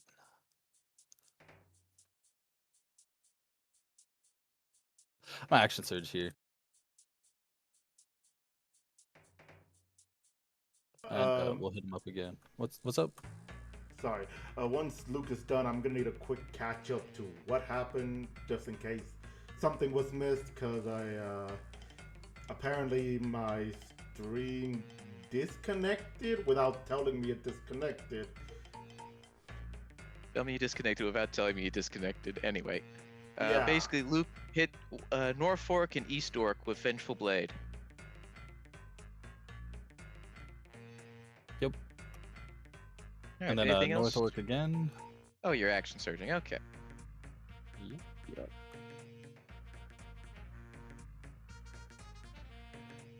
And then 3 force, 8 necrotic again, and then East Orc.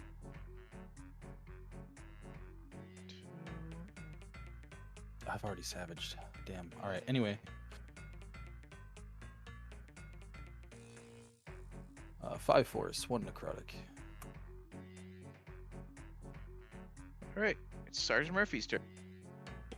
Oh yeah, Holbrook's not even near me. Yeah. Oh yeah, moving right along. Go ahead. Okay, let's see. I'm go to this work really right here. Then I'm gonna start punch. Oh, no, no, no, no, no, no, no, no, no, no, no, no. Are you doing regular flurry of blows? In hand. No, Okay. in hands. 27, 24, 22, 11, 22. 4 hits. 11, 9, 8, and 9. And then I'm gonna move away and drink a potion. Yep.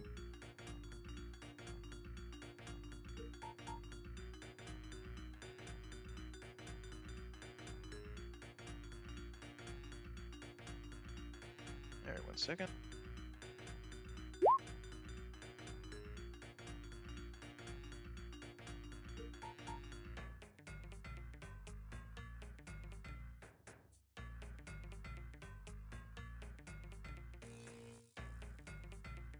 All right. Frank, it's your turn. Well, do you see what I posted in the chat?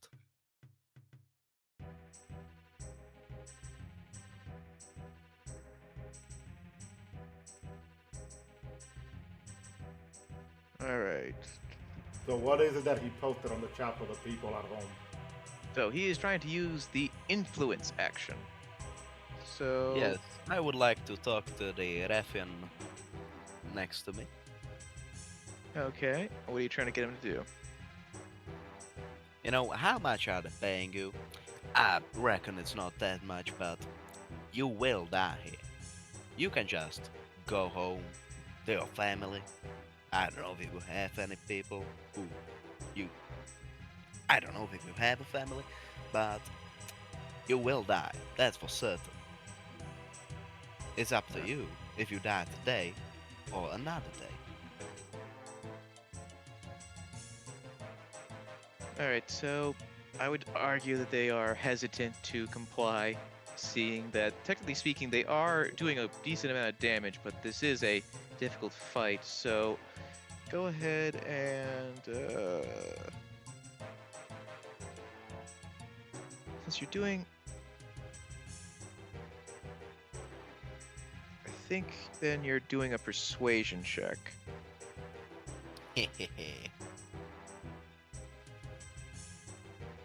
27. Let me just double check the DC for this.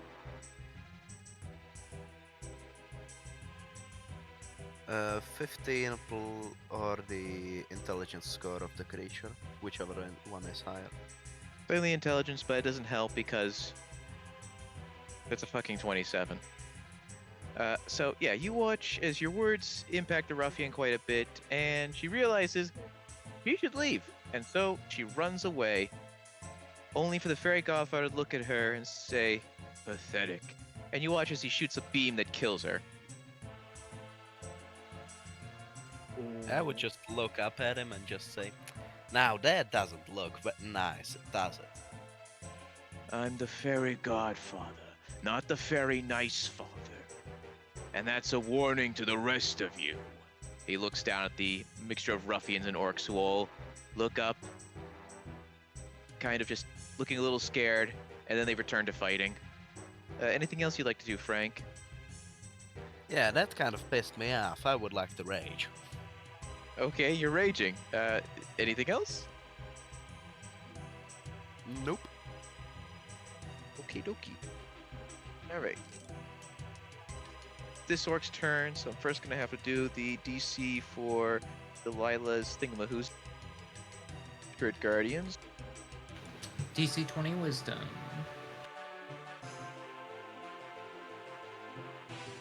They passed, so how much damage?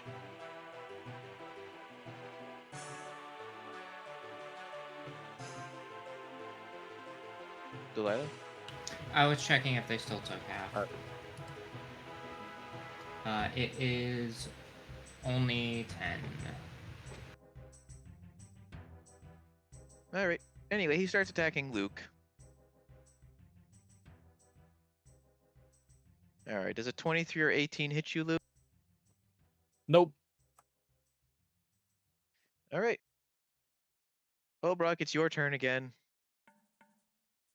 Alright, Harbrock will go on ahead, and I want to do something sort of for comedic relief. So first she's gonna use, God, what was it again? Adrenaline Rush. There you go. And she will rush behind the orc in front of her. And she's gonna go and attack for, obviously, first she's gonna use Reckless, but it's gonna be for Brutal Strike. So no advantage there.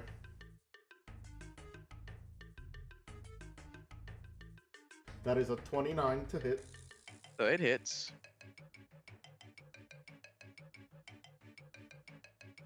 A 15. Not bad, I'll take it. And the Brutal Strike.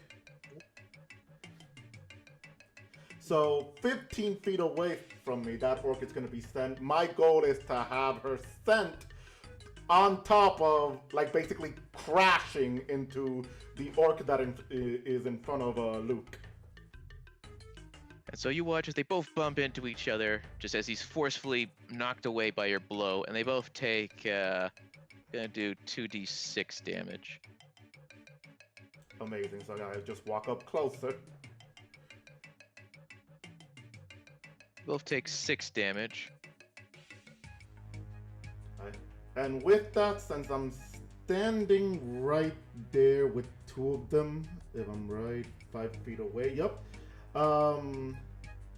Right. I believe I could use cleave then. Yeah, that'll be for the. So it's 5 feet away from you, right? Yeah. So I believe they're both. No, not the one behind. Just those two. Okay. All right. So first attack would be the one in front of me, which I'm gonna have reckless, obviously. Yeah, I would hope so. All right, and that will be a 19 for 32. Very nice. I wish that was a natural 20, but okay. Stop landing in the corners. These corners Corner are like gaming.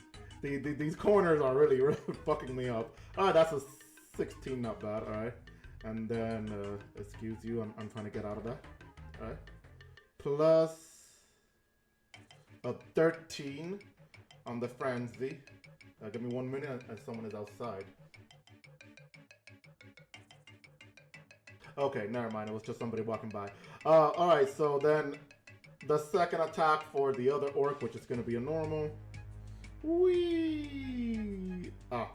16? That's a hit. Amazing. So that is a... Ooh, there you go. A 22 slashing damage. And then after that... Oh, I forgot to do that 4 HP bonus action. Not bonus... bonus... Temporary HP. Temporary hit points. Yeah, All right. thank you. And I assume that's the end of your turn? If I didn't use my interaction, just jug down a quick healing potion. Yeah, you didn't, so go ahead and chug. Because now it is Albert's turn, so... Because it was a little bit before he did that. So, let's see. Okay, so... First up, he'll be using Scorching Ray.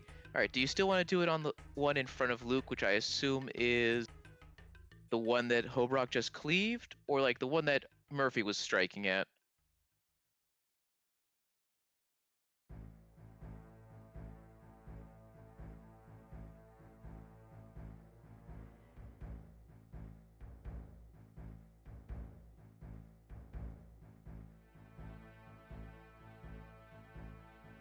Alright, the one that Hobrock threw the other one at. Or, yeah, okay. So, yeah, go ahead and start rolling. Keep rolling. What? Rolling. Good. Rolling. What? Chocolate starfish. What? What? What? I mean, it's a Limp Bizkit album. Oh, okay. That's what you were singing. Yep. I am not fully familiar with Limp Bizkit's set of Today, music. Junior. I'm just messing with you. I'm sorry. Yeah, don't worry. My brain ain't working.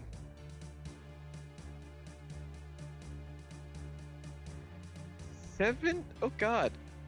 Alright, so those all hit, and you had one critical. Holy shit! Well, that Albert is freaking blasting. He took the getting knocked down very personally.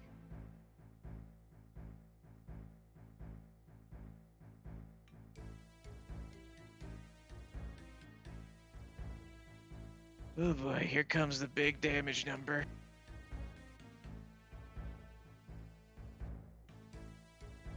Bro got back up like. Le French Vengeance.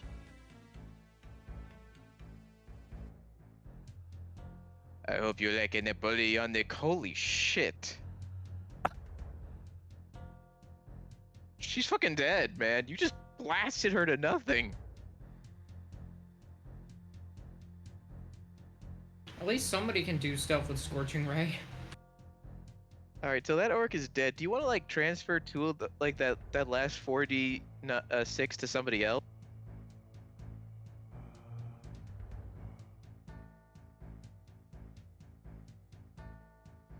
All right, that critical is going to the one in front of Luke. You mean the other one in front of Luke?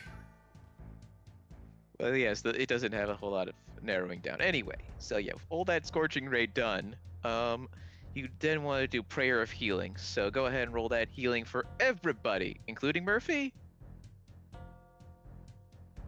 Before you do, Albert, get closer to me. He's like right next to you. Oh, he is? Is he within 5 feet? Yeah. Oh, my roll 20 is not updating right then. He gets to re-roll any of the healing dice as long as he's within 5 feet of me. Okay, cool.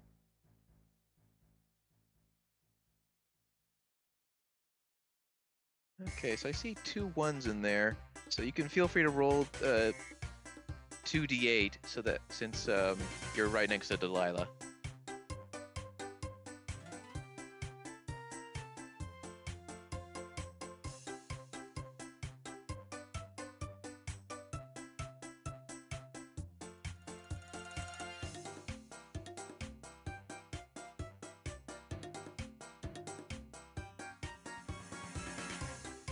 That's much better. All right, everybody is healed 31 hit points. Yummy. Yummers.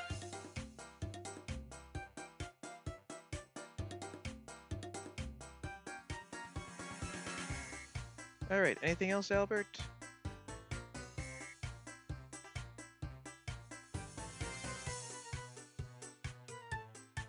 All right. It's Crossbow Ruffian number 1's turn. He looks at Frank, points his crossbow, and fires twice.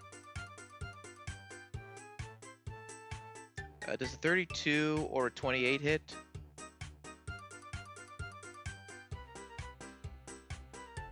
Frank?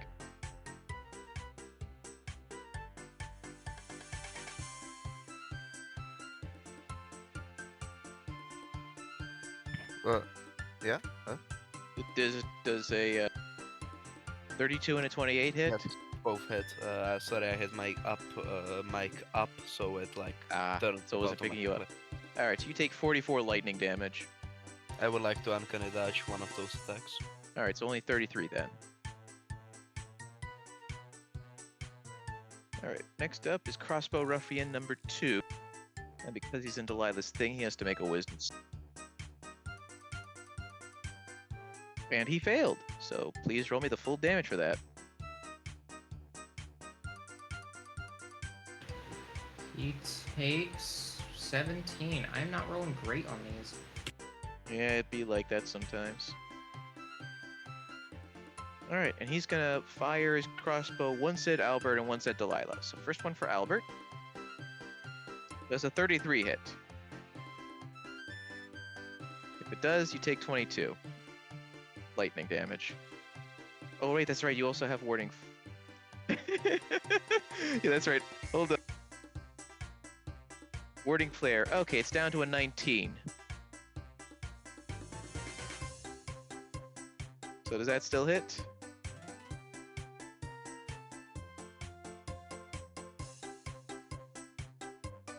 Ah, excellent. So that one misses. All right, this one's coming for Delilah then. Does an 18 hit? Yeah. You take 22 lightning damage.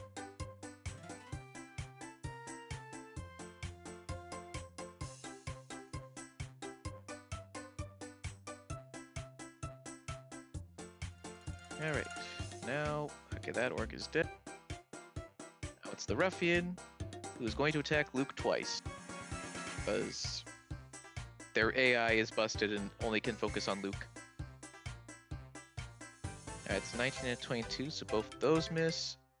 Oh yeah, and then also let me quickly do He that does. wisdom save. You'd say to the ruffian, like, come on, are you even trying? Alright, and just to save Delilah some time, I'll just use, actually, yeah. So that failed, so that one failed the wisdom save as well. So do you want to just use your 17, or do you want to try rolling that again for Spirit Guardians? I'll roll again. Hopefully get a bit higher than 17. Let's go at least a 20. It can roll a max of 40. There we go, 25. that's better.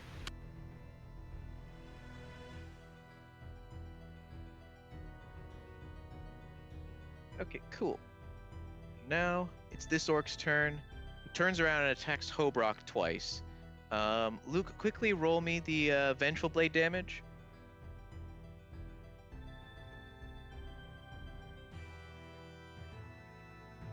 15. Unfortunately, as she tries to attack, she dies because the Vengeful Blade explodes in her face, much like it did to Hobrock back in the duel arena, and so she just dies.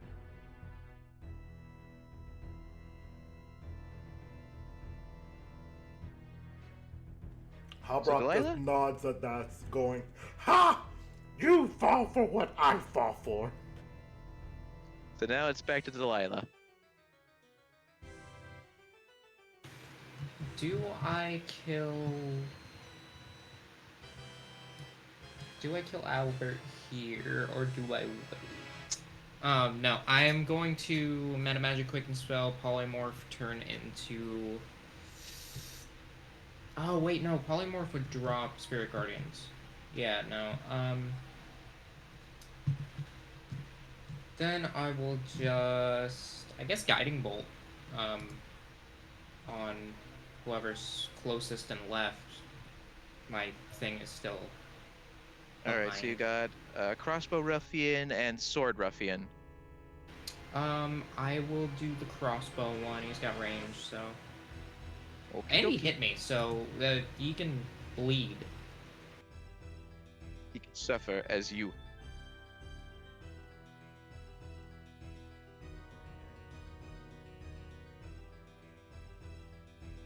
Right, and I have advantage from being in whatever it's called. I rolled a 24. That's a hit. 29 radiant. God damn. Is he dead? No, he's still alive. I do it again. And you have advantage. Well, actually, no. Because you've already have advantage for this because I think you still have innate sorcery. Yeah, that just lasts for 10 turns. Alright, so I then, accidentally rolled a third d20, but it's 29. okay.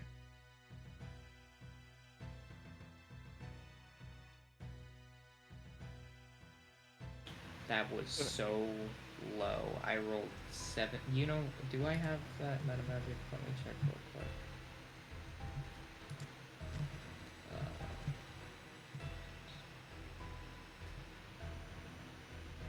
No. Okay, yeah, 17 damage. Cool.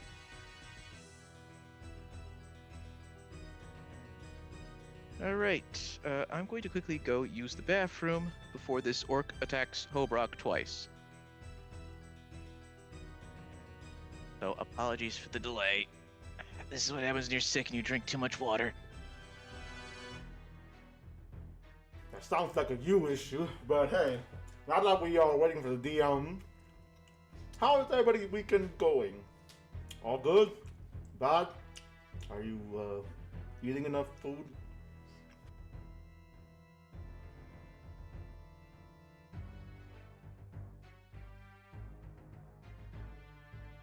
I think it may be time for me to bring out my special secret drink that I've had prepared for this session. It's definitely not something that is every time we get hit, you take a shot, huh? No, this is actually something that I bought specifically because I like buying weird snacks or food or drinks before D&D sessions so I can try them with a group of people. In this case, it is Publix's habanero lemonade. Yum.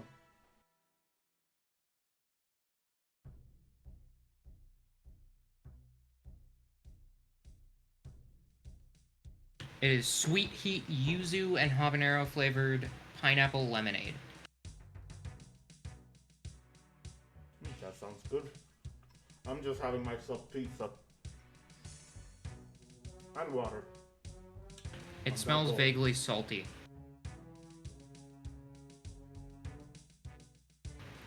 Oh god, it's horrible. Oh god. What are you drinking?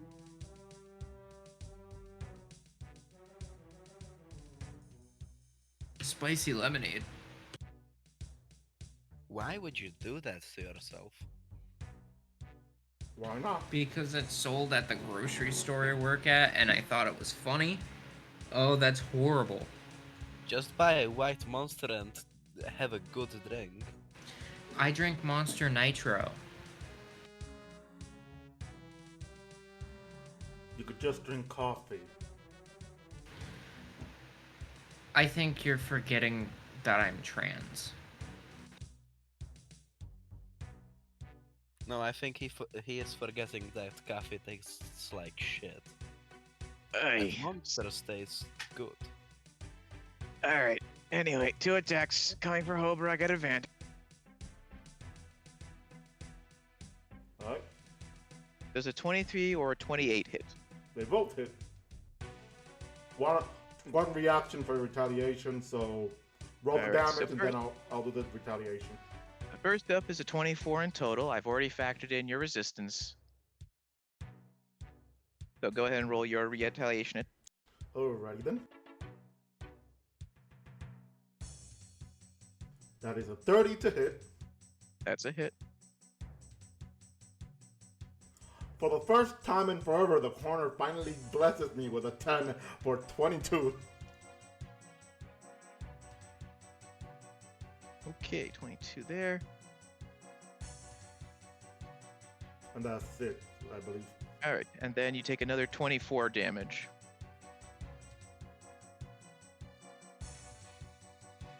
And now we're back to Lukey Boy.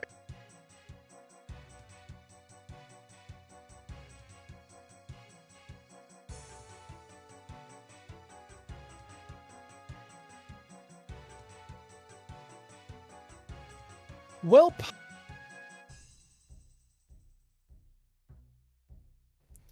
How is the orc next to Hobrek looking? Very bad. Good. We'll let them continue then, and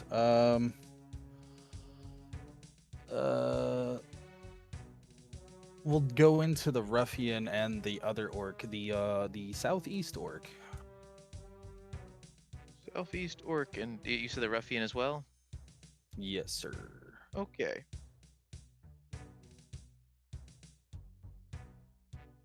Ka-chow. That's a hit for a 20. Ka-chow. 28 is also a hit. So this one be the Ruffian first, I assume? Yes, sir. 5 force, 8 necrotic. And orc damage.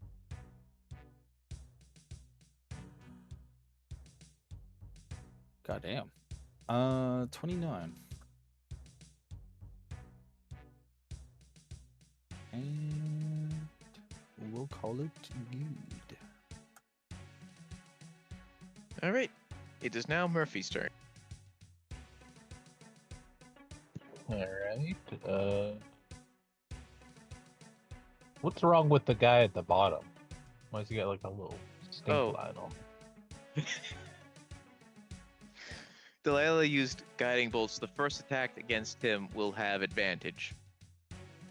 It looks like Oh. bacon. I'm gonna go hit him then. Okay. I hit him a bunch. Enhanced. Technically it says half haze and not bacon, but So my first attack gets advantage, you said? yes, sir.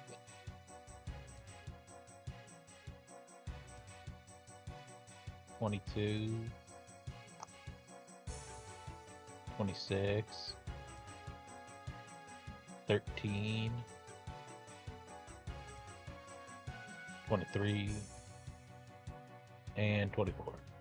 That's 4 hits.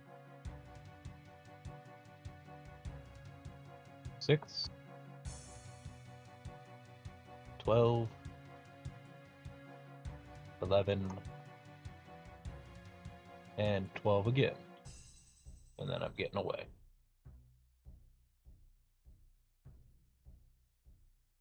He's no longer stinky, and now it is Frank's turn. I think. Were you done there? Yeah, I'm done. Okay, Frankie, it's your turny. Now, this was one of the guys who shot me previously, right? Yeah. The guy next to me. Yeah. Alright. So, time to attack him. Does a 25 hit? Yeah. Let me activate the rage so it already counts in my mob bonuses, so give me like a second. Yep, take your time, sir. Take your time. Now, time to roll the damage. That's 17 plus 8 psychic. So plus 1d8 psychic, so that's 2. And sneak attack. So that's 20. Now time for Okay. a second attack. Ooh, a 15 doesn't hit, does it? No, it does not. Time to use my heroic inspiration, fuck you. Motherfucker. Does a 21 hit? Yes. I haven't missed enough attack I'm rolls gonna to use all my savage stuff. that. So 13. 52 damage. And I would like to chuck down a greater potion of healing. Alright. Now the orc south, or no, sorry, it's the not almost dead orc's turn. And seeing that attacking Luke has done nothing, he's gonna go over and attack Hobrock twice. So first off, Luke, roll me your vengeful blade damage. Oh. He's gonna royally fuck himself. That's awesome. You said roll me vengeful blade damage? Yeah. Oh yeah, Or you're would also gonna be. I would make the OA, I think, first, right, in sequence? Yeah, do that. Whap. That's a hit. Whap. And another whap. 17.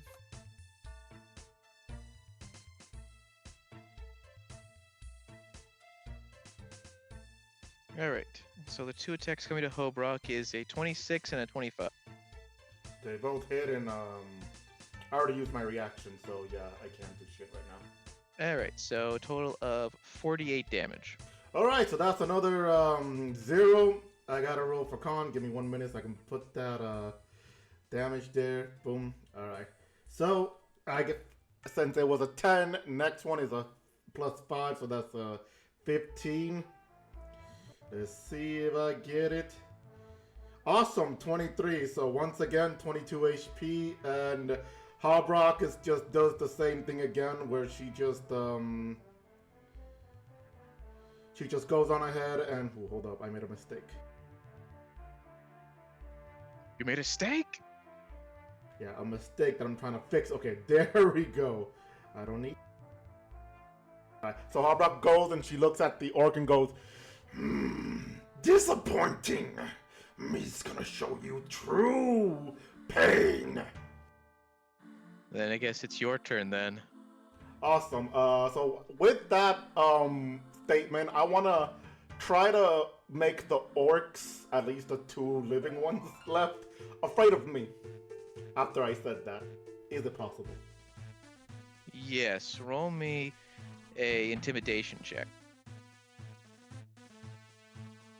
Wow, thanks. God damn. Yeah, that fails horribly.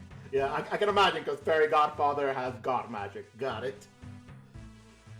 Yeah, the fairy gava are just they look at you, they look at your attempts at intimidation, then they look at the fairy godfather who just scowls at them, and they're like, yeah, I'm not afraid.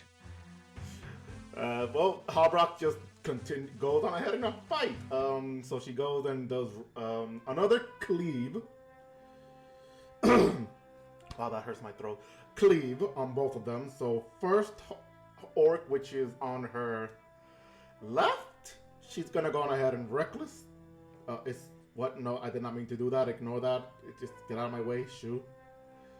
There we go. That is a 19 for 32. That's a hit. All right. So, boop. A 22 slashing dead. damage. She's dead. All right. So decapitation, and she goes and turns to the final orc, and then she's just Well, I gonna. think you were doing your cleave, right? Huh? You were doing cleave on that first hit, right? Yes.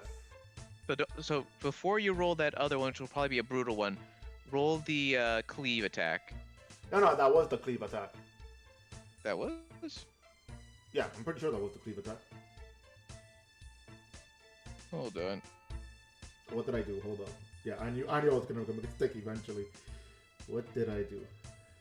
So you just rolled your first hit, which was on the main target. So now you do another hit for the, or is it based on? Oh, right. My bad. Yeah. So let me just. Whee. So that's a 23. Yep, that hits. All right. So that gives me a 20 slashing damage. All right, now for your brutal strike attack. All right. Yes, I'm gonna use brutal this time. Why not? Yes. All right. I was thinking about it, and I got a 17 to hit. That still hits. I love it.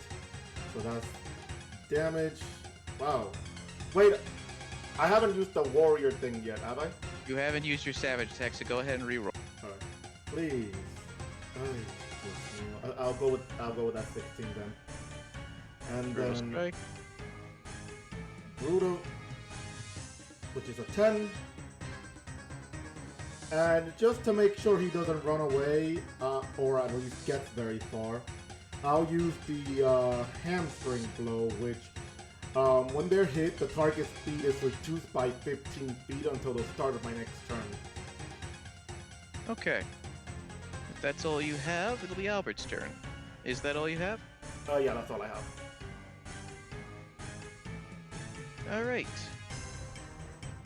Oh yeah, I also realized that technically, because Delilah still has those spirit guardians up, I need to do another wisdom save for that one orc that moved. And he failed, so I'm gonna need the spirit guardian damage while I handle deliberating Albert's turn. So, going to use 28 damage. 28. Very nice. All right, so Albert, you wanted to use heal on anyone who needs it. So that'll probably be Hobra, because she just got downed, unless there's somebody else with really low HP. Yeah, I mean, I already had my relentless rage, so go ahead and hit me with that heal then. There we- I'm pretty sure it's a 70, isn't it? I could just put that down instead. Yeah. Okay, so let me put all right. that- Yeah, okay, I got it, Albert. Don't worry. Thank you. You don't Alright. have to click it. Anyway, anything else you want to do, Albert?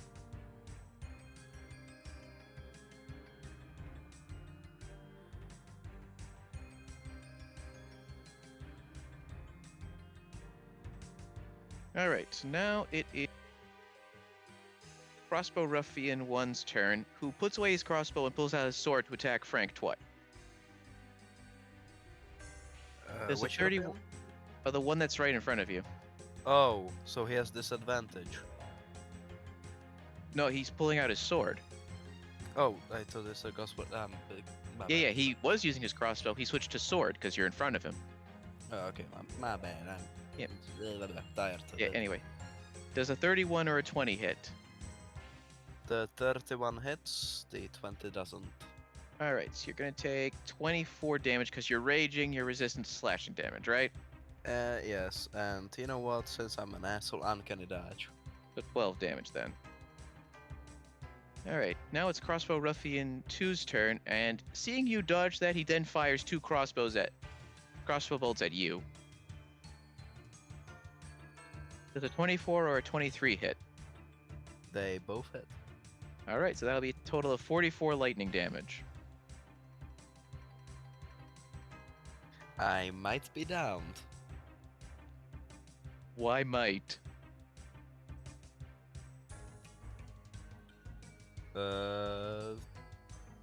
I'm downed 100%. All right. You get blasted in the back by a pair of electrified crossbow bolts. I hope you like all this danger, Frank. It's what you asked for. Frank, Anyway. as he's getting electrified and falling to the ground, just puts up his hand and gives a thumbs up. Anyway, now it is the Sword Ruffian's turn, who needs to make another Wisdom save, Spirit Guard. That's a pass, so only half damage. And while Delilah's rolling that, it's going to attack Luke twice. And both of those miss. And it takes 12 damage. Were they below 28?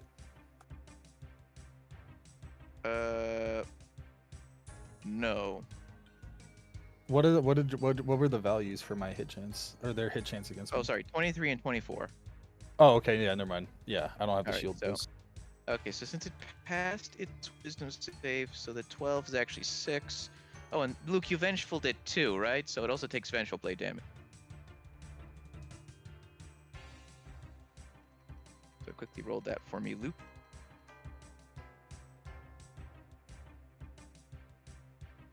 Alright, Delilah, it's your turn. 10. That crossbow guy has been breathing for too long. I'm slightly low on spells, but let's go with another guiding bolt at him. Eat. 29 to hit. That's a hit.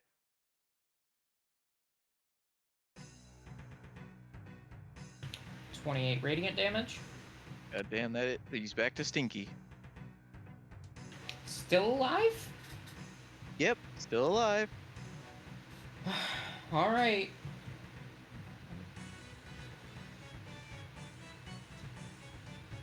Oh, Do you another. have you don't want to use a cantrip?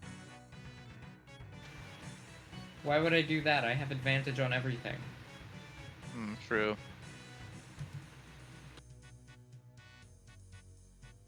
$21 to hit. That's still a hit.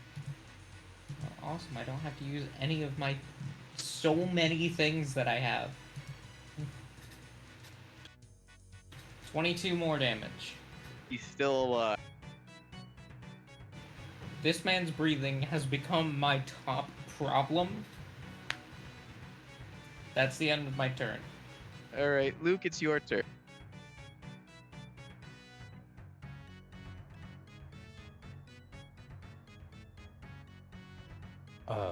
Luke would look at you said the Sword Ruffian, Yes.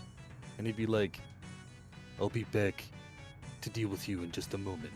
And he would turn around and he would walk over the dead orc behind him, and as he steps on their body and then over their body, he'd be like, excuse me, I'm walking here. As he makes his way to Frank. Oh yeah, since you're walking away, opportunity attack. With Do you have? disadvantage. Okay, one sec. It would still have missed. So yeah. So no opportunity attack. So go ahead and force feed Frank. Luke would also pick Frank up, much like he did Albert. And as he's doing so, grabbing the potion to feed it to him as well, he'd be sitting there going, Deja vu, in the space before, na, na, na, na, na, and he shoves the potion in his mouth and gets him to drink it, if willing and whatnot. Well, since I cannot really consent, like, you can just do it.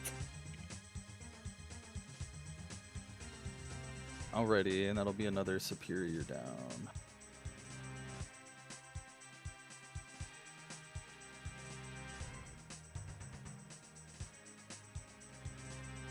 26.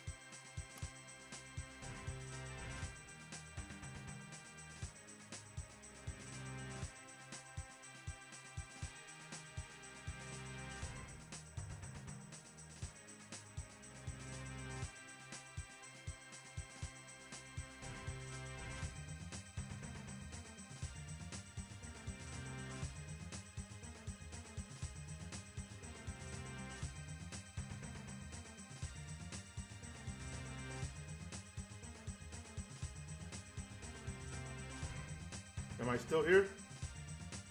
Yes. Okay, I wanted to make sure because my disconnection has been only twice, but it's been happening at randoms. I don't even know why anymore. Because you have to suffer. So anyway, Frank, you are no longer dead. Thank you. Your back still hurts though. Anything else, Luke?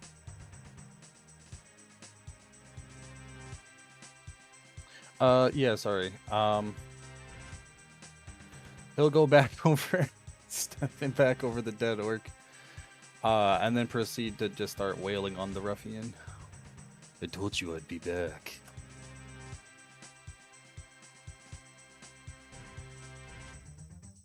Benji.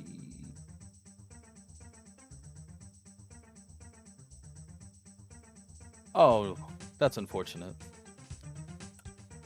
Oh, very. So both those hit. Oh, it's gonna make me roll the crit for your balls. I'm gonna savage that.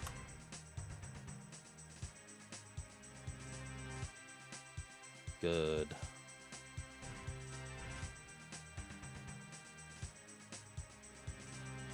All right, and then you, hold on a second. I'm confused here. So you got one of those is a crit. What about the other normal attack?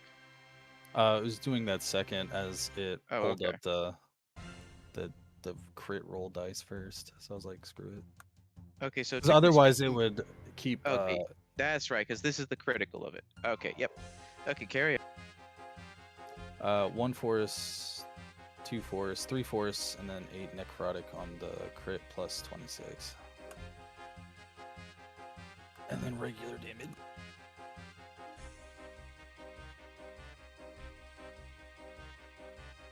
Bam. But yeah, no, with the Okay. crit there, it would have kept resetting my dice to 2d8 until I rolled it. Yep. Anyway. Anything else?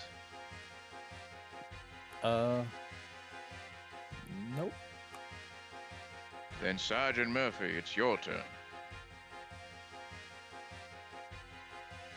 Okay, that guy with the stink lines is still alive, right? Yes. All right. So probably just do one attack on him first before you go full hog. All right. I'll do the normal 28. So remember, you have advantage, so feel free to roll that again. I'm pretty sure 28's gonna hit. It is. So roll me damage. 15.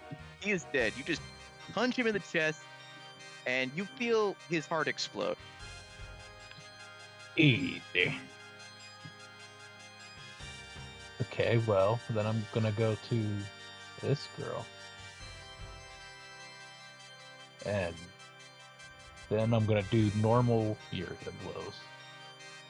Okay, let's go. Nat 20 for 29. That's a hit.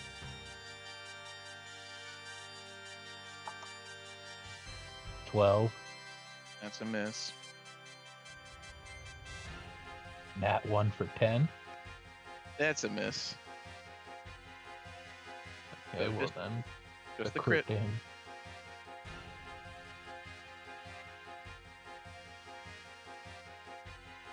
$14. All right. And then I assume you're gonna do your disengage dance, Yeah. and then you'll end it there. Yep. Then it is Frank's turn. Well, you know what? I'm gonna be a bit funny. I will just take out one hand and put it in front of the guy I'm fighting. You know, like the stop. And we'll just take out a greater potion of healing and drink that real quick.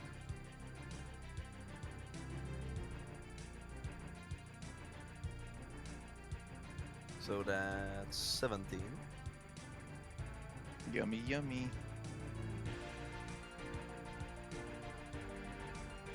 And then I will go to fight them.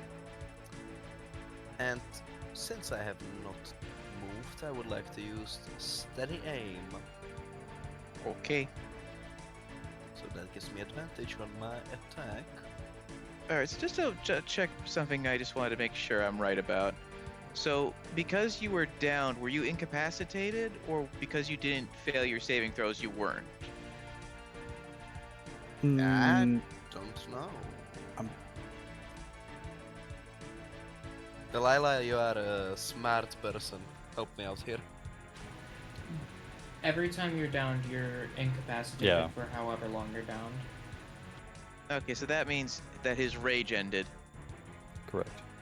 Alright, so Oh, anyway, damn. your 22 hits. It's a good thing you gave yourself advantage. So let me just unactivate the range.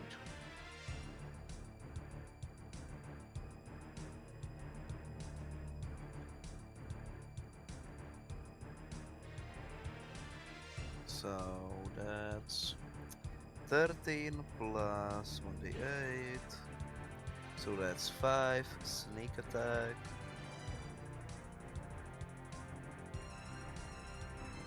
And 18 and damn for a second attack. Oh my god, a natural fucking 20. Oh boy, that's a hit. So that's 17 extra damage. Unfortunate since I didn't crit the sneak attack. Quick question. Do you want to savage that at all? Savage that? You know what? I'm gonna savage that. Fuck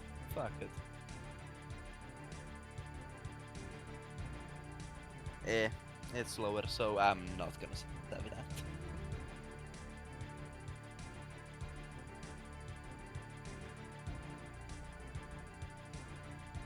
He's still alive. He has like 1 HP, doesn't he? 2. Fuck. Anyway, it's the final orc's turn, and he's going to attack Hobrock. Bring it on. Does a 28 hit? It does. Are you going to react? Obviously, yes. Alright, so first, apply 24 damage. Alright, and now for my retaliation. It is a 30 to hit. That's a hit. and Lebonk. then- Oh, that was so close to an 11. A 19 slashing damage. He's dead. Decapitation with a side of, well, roaring. Well, at that note, Hobrock, it is your turn. There are 2 enemies left. Question. The fairy godfather, does he look somewhat protected? Yes. Albrock put So- 2 to 2 together and decides to attack. Good question. Who do I want to attack? Let's see. Eeny, meeny, miny, you. So Albrock goes to the one that Frank. No, you don't you dare. Bad Hobrak. You want to take it out on your own, but I can make it so much quicker so we can get fairy godfather. Good soldiers follow orders. And that was a fucking order. This one's mine. Fine. Then I will get that one grunt behind Luke. You just casually walk across all the dead bodies. It's fine. I'll take inspiration from Luke and jump.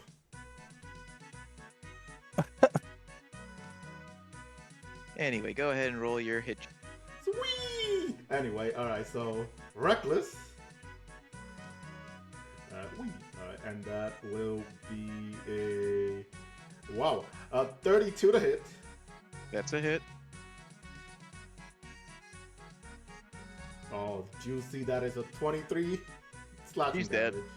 damage. Fucking straight up, just cutting his entire body in half, just straight down like he was paper, just whoosh. And I'm sorry, Frank, but I gotta do this. No! I jump over to the other guy. Wait, hold on. Can you Wait, move that might require mechanics. So I have to, man. Okay, stop. Hold on a second, Hobrock. Wait, if that's too much, then yeah, I'll go on and dash. Nope. No, so you have 40 movement speed, right? Yeah. Yeah, so you can move it. She only moved 35. Oh, okay. Then I'm. Oh, quick question, Hobrock, though. You see Frank getting ready to use a bone. Do you want to take the bone from him and use it yourself? Sure. You would have to take it from my dead corpse. Yeah, I'm just gonna punch it off his hand, I guess. If not, I'm just gonna use my axe as normal. I just wanted to give you a chance for the funny to still happen, Frank.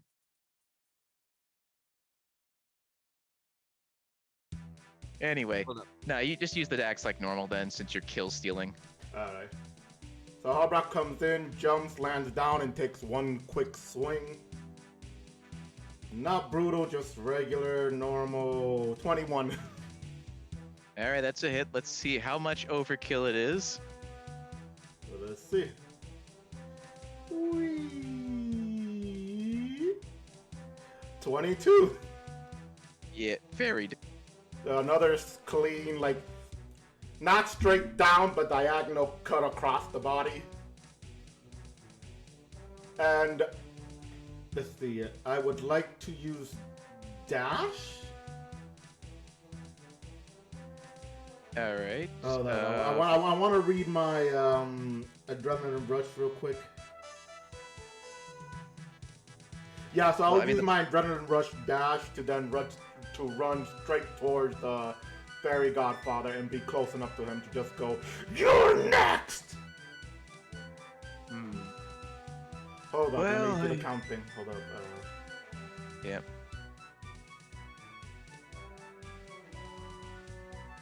All right, there we go, right there.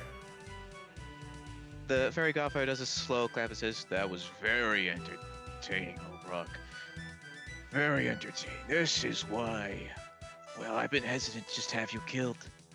Unfortunately," and you all hear this big explosion nearby. "The clan elders are in a little bit deeper water right now. So you have a choice. Try getting through my barrier, or go save the elven clan leaders from destruction. I think you know what the heroic choice is." The barrier's made of magical force, right?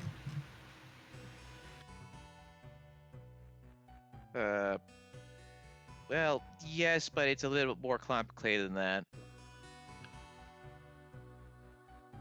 Just saying, disintegrate might work here.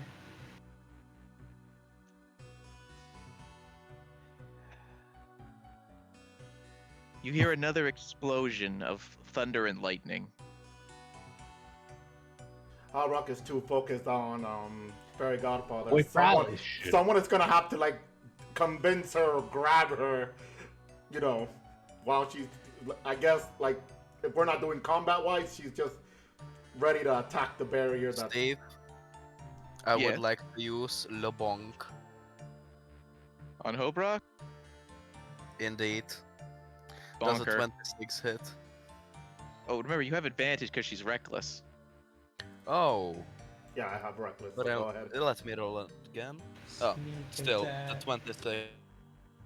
That's a hit.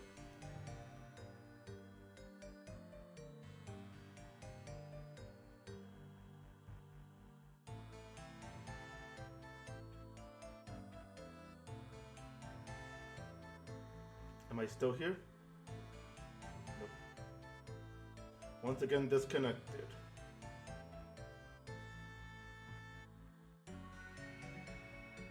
Getting through.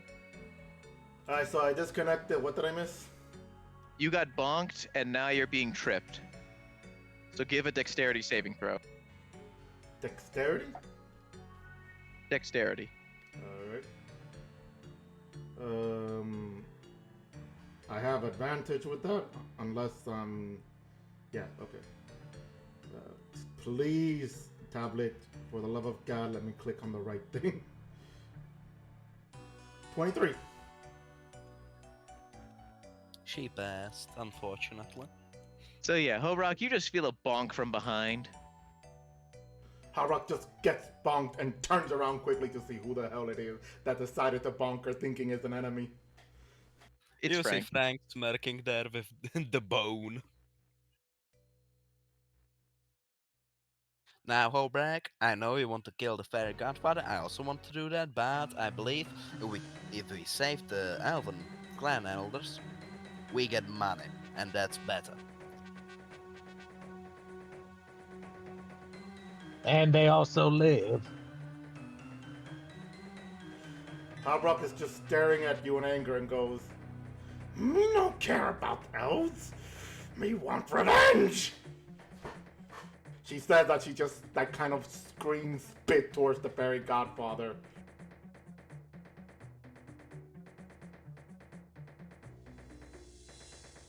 I'm Alright. just gonna start going towards the explosions. I didn't want to do this, but I would like to use Panache. As an action, you make a persuasion check contested by the creature's insight check. You heard the So- man. Roll insight, Hobrock. 29 on the persuasion. Oh god. I have no idea what to fight against that, but I'm pretty sure that Insight. I'm pretty sure Insight. that might beat my insight overall. What's my insight? Why can't I find my insight? Yeah, so she beats that. That's a 29, right? I have Yes. a 0 on insight. Then you feel very convinced to follow Frank and save the clan elders. Holbrook looks at the fairy godfather and goes, "Next time me see you, you won't be lucky." And she goes and she just follows Frank. All right. So you all can now start going over to the next part of the battle map. Because as you start making way for the city, I'm going to let you all take a quick short rest. And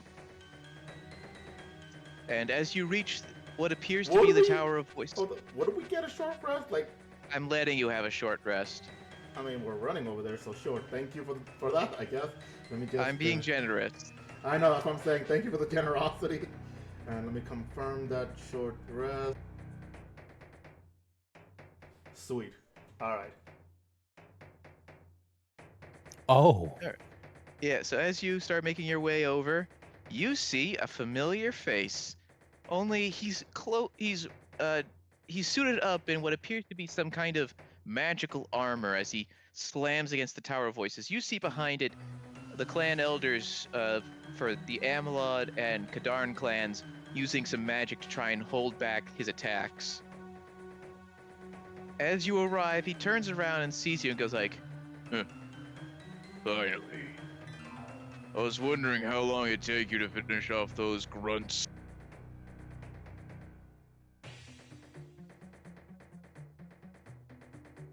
Well, there, we took our time, but now we're here to stop you from slamming the elders.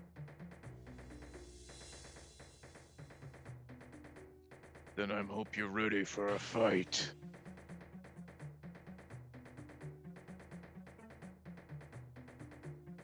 Not running away again, I hope. I don't exactly have the choice to. The fairy godfather gave me an offer I can't refuse. He runs his arm along the armor on his body. He managed to have his boys steal this from the Varlamore Museum. And with it, and you just feel the storm above you crackle with power. I can't lose. All right, are you ready for round 2? So just as a Fight! reminder, well, Albrock is ready. Let's go. Give him to me. so yeah, Luke. so I just wanted to remind you all to make sure you did your short rest. Yes, I did. Okay, so it is his turn first. Oh, So- we.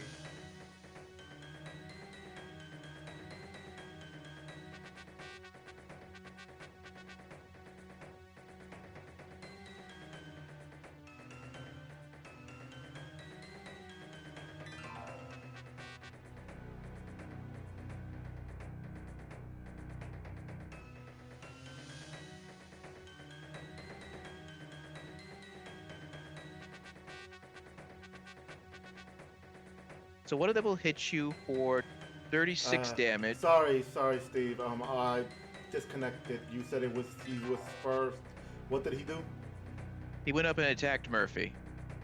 So the second Question. attack is gonna do 36. So now Murphy, roll your deflect.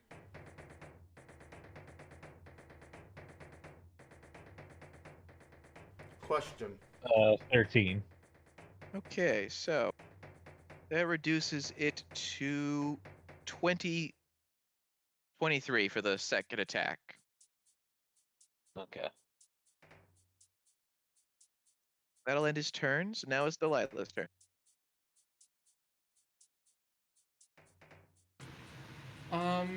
Since we were going over to a battle, would I have the chance to like hop Re-up. into hop back into innate sorcery? Before the fight started? Yeah. Sure. Cool. I don't have to waste a bonus action. Let's go. So I will bonus action mage armor to start with. And then I'm just going to stare him right in the eyes and I'm just gonna cast Disintegrate. Give Okay, him that's a dexterity, a right? Start. Dex 20 disadvantage. Yeah, he failed. Let's see that damage.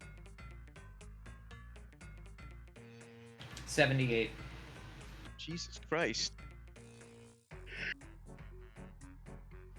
You just blast him, but unfortunately the armor seems to reduce the damage, at least to make it so that it isn't completely fatal like it would be against a normal person. I remember you, the little fireball spammer. You're next. Don't worry. I've gotten a little more adept since the last time I fought you. You won't get that far this time. All right, Luke, it's now your turn.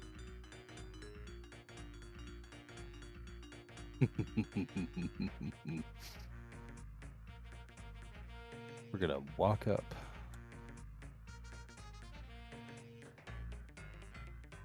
And Luke is going to switch from his sword and shield.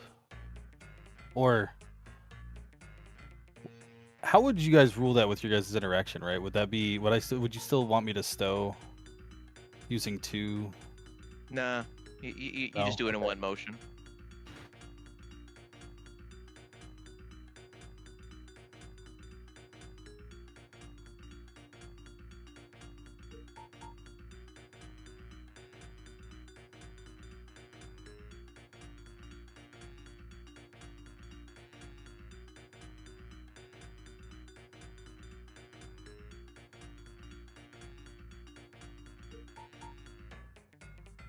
Two-hand. Again, I'm sorry.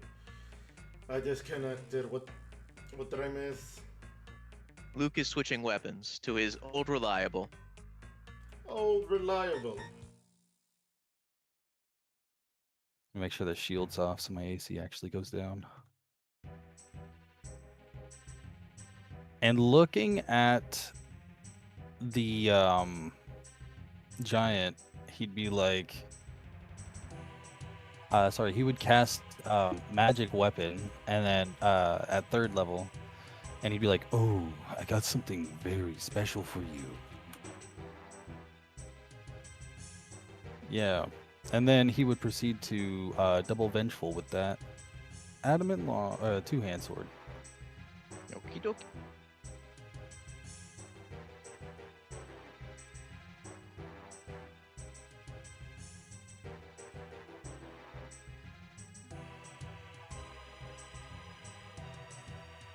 Uh, 27. That's a hit.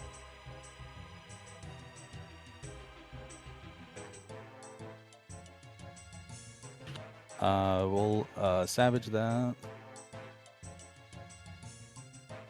Okay, all right. And then that's 24 because a heavy weapon mastery as well. But that one would be a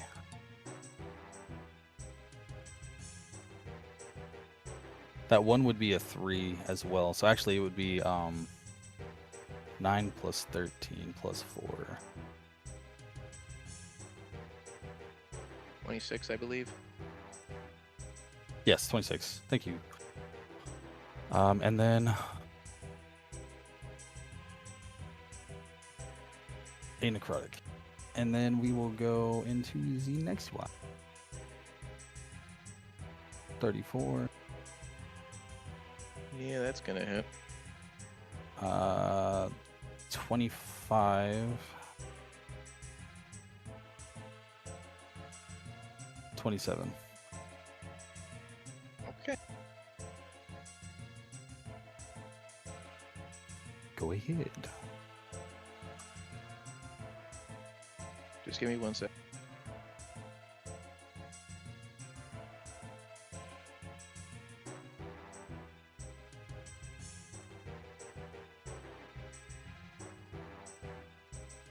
Okay. Is that the end of your turn? Yep. Now it's to the sergeant.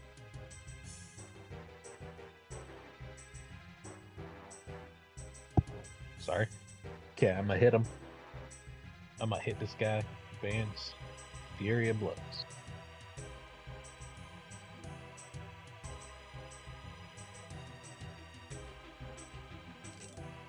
18, 23, a nat 1 for 10. Ooh, a nat 20 for 29, Perfectly balanced. and a 14. Only 2 hits. One's crit. God.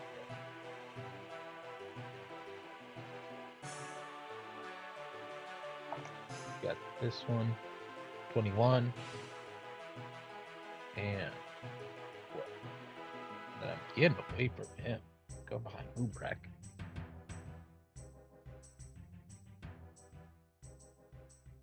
And that'll be it for me. Okay, Frank, it's your turn. I would like to move up. And then start attacking.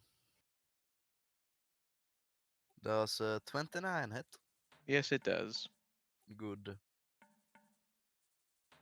Oh, I'm definitely gonna savage attack at that. So 13 plus 12 and again. Wait, don't forget your psychic damage. Oh yeah, I almost forgot. Thank you. Also, that 19 misses. Oh, damn.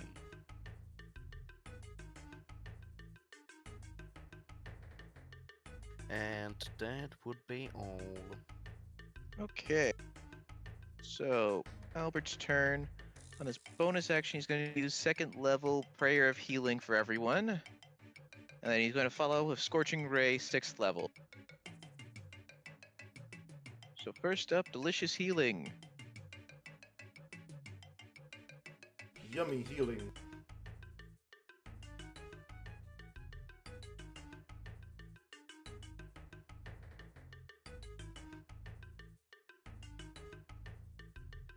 Alright, everyone is healed 12. Now we Scorching Remember, Ray. as Oh, long right. as Albert's next to me, he can reroll any heal die. So I guess, do you want to reroll that 4? If so, just reroll the d8. Let's see if we get it higher. We get much higher, so high.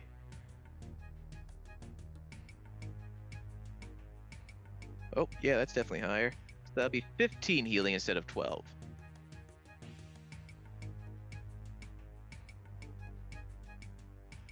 Maybe I shouldn't have given you a long rest. Or sorry, short rest.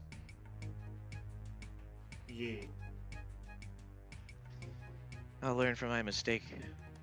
Oh, don't worry. I've done something much more evil that I have planned for my next turn. Oh no. Anyway, next up, Scorching Graze. Alright, that's 20 for one hit. A miss.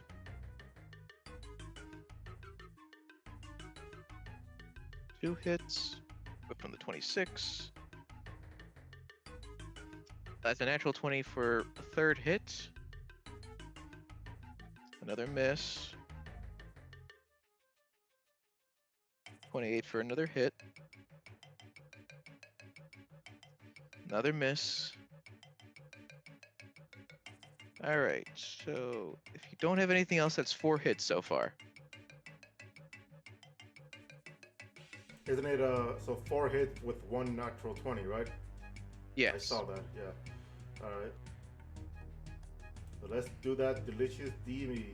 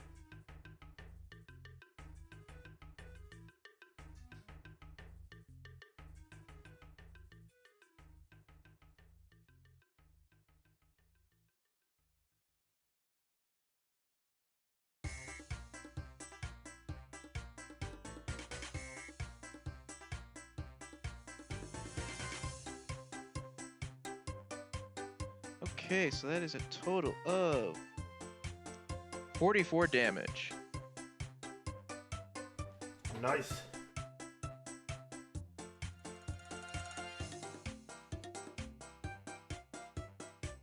Alright, as you finish your turn though, and you finish blasting him, he uses a legendary action, and you see him channel lightning, and he blasts into the sky, and then another blast of lightning hits down nearby, hitting, or attempting to hit everyone. So everyone, give me a dexterity saving throw. I'm gonna use the Yay, left let's feet see. to give myself advantage. Probably a good 21. idea. Sorry, hold 21. on. Franklin, 11. break, son. I rolled a What? 19. I don't know Roll what the you're talking about, 15. Steve. It's always been like that. Motherfucker. Anyway, so Sergeant Murphy, Frank's son, Albert, you all pass. Everyone else fails. Oh boy. So everyone who failed. Oh yes. Did the 19 pass, was it? No. Oh, Yeah, it was just. Yeah, you got a 14 and a 15. I'll give it a try. I'm gonna use Favored by the Gods and try and make this into a pass, hopefully. Hopefully. All right, so let's just give Delilah a moment. I add And- 8 to my 15, 22. So now you pass. So Hobrock and Me? Luke. Yes, Nope. the two of you take 55 lightning damage. How about no, Scott? That's right, Ah. you have absorb elements. So Nice. Hobrock, you take 55 lightning damage. Everyone else take. Sorry, I'm doing math. 27. Meanwhile, How Hobrock. about nothing?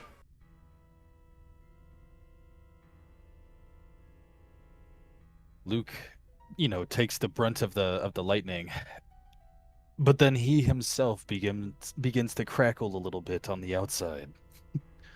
Ooh, electrifying. You see the giant smirk at you. I got chills.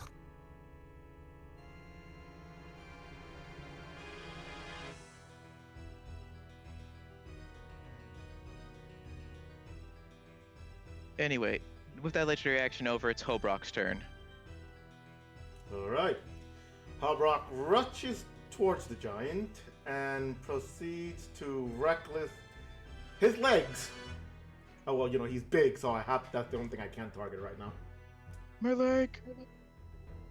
Alright, so let's, come here, you giant son of a bitch.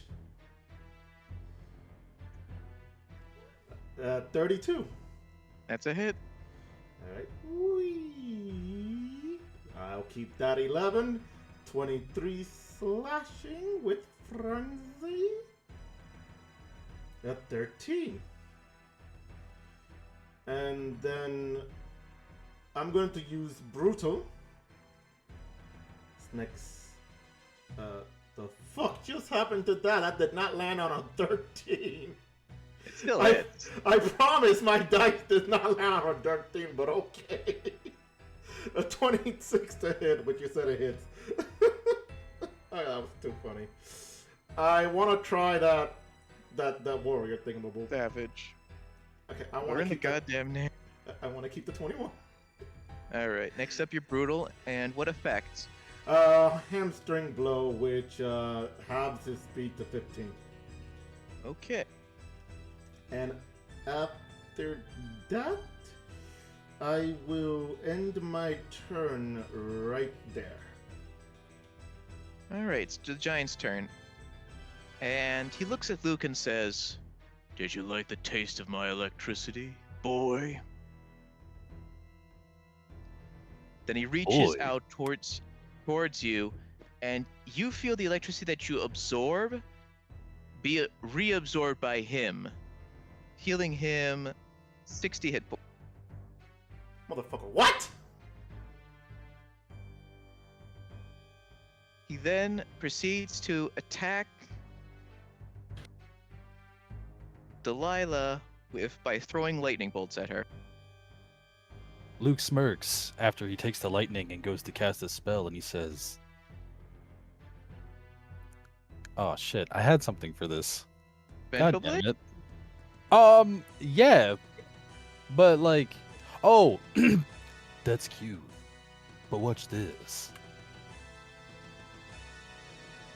Watch what? Oh yeah, it's the vengeful. Oh, okay. Didn't know if you had any other surprises. Good chow. 15. Heals for 60. More like 45. Anyway, so the two attacks for Delilah. Does a 30 or a 17 hit? I will use my luck feat to give him disadvantage on the 30. The 17 does not hit. And it ends up becoming a 17, so they both miss. I am staring him dead in the eyes, and I'm just gonna say, "You ran away from me." And well, now it's your turn to see what the consequences for that are. Well, actually, hold on. He first picks a swig of his healing potion. Panic heal.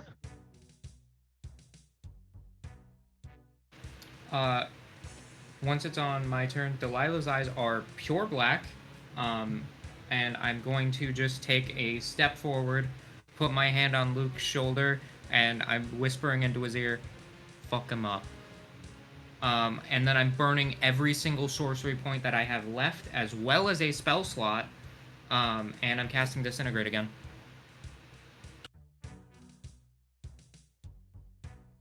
Okay, so on him, right? Okay. So he failed. Let's see the 69. Nice. Bolt.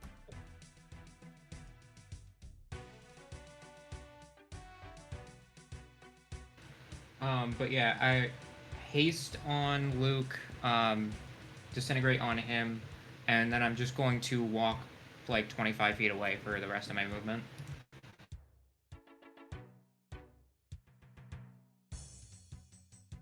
All right. It's Luke's turn. So Luke, you are now feeling haste. Ooh. I'm feeling pretty groovy. How about you? He'll second wind as he says that.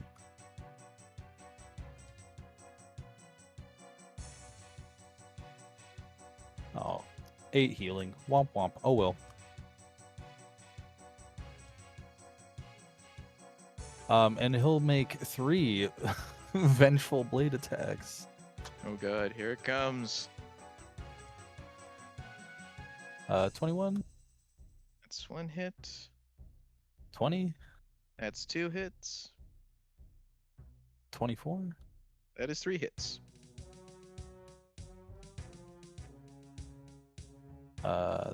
28. And 26. That 2 becomes a 3. That's 19. Wait, hold on, wait. Don't you mean 30 for that first attack?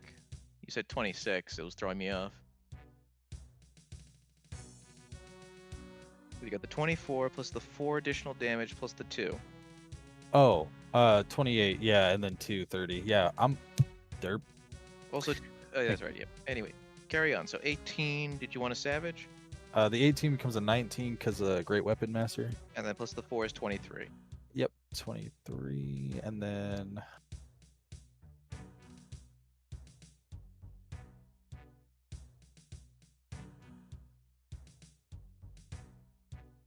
6 necrotic, so 29, and then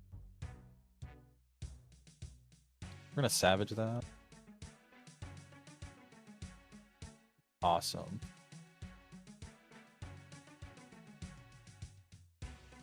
Another 30. Good lord.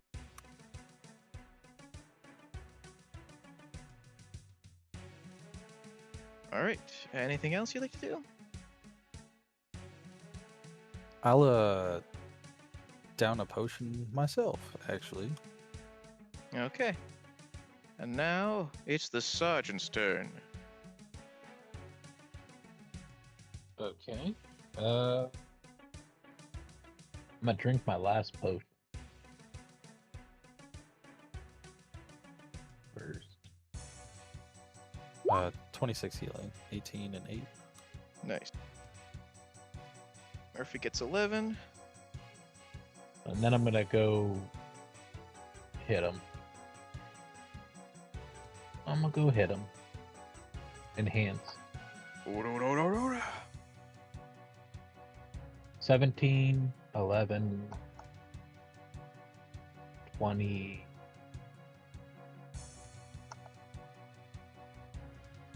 23, Hit. 16. All right, you got 2 hit. 14 and 14.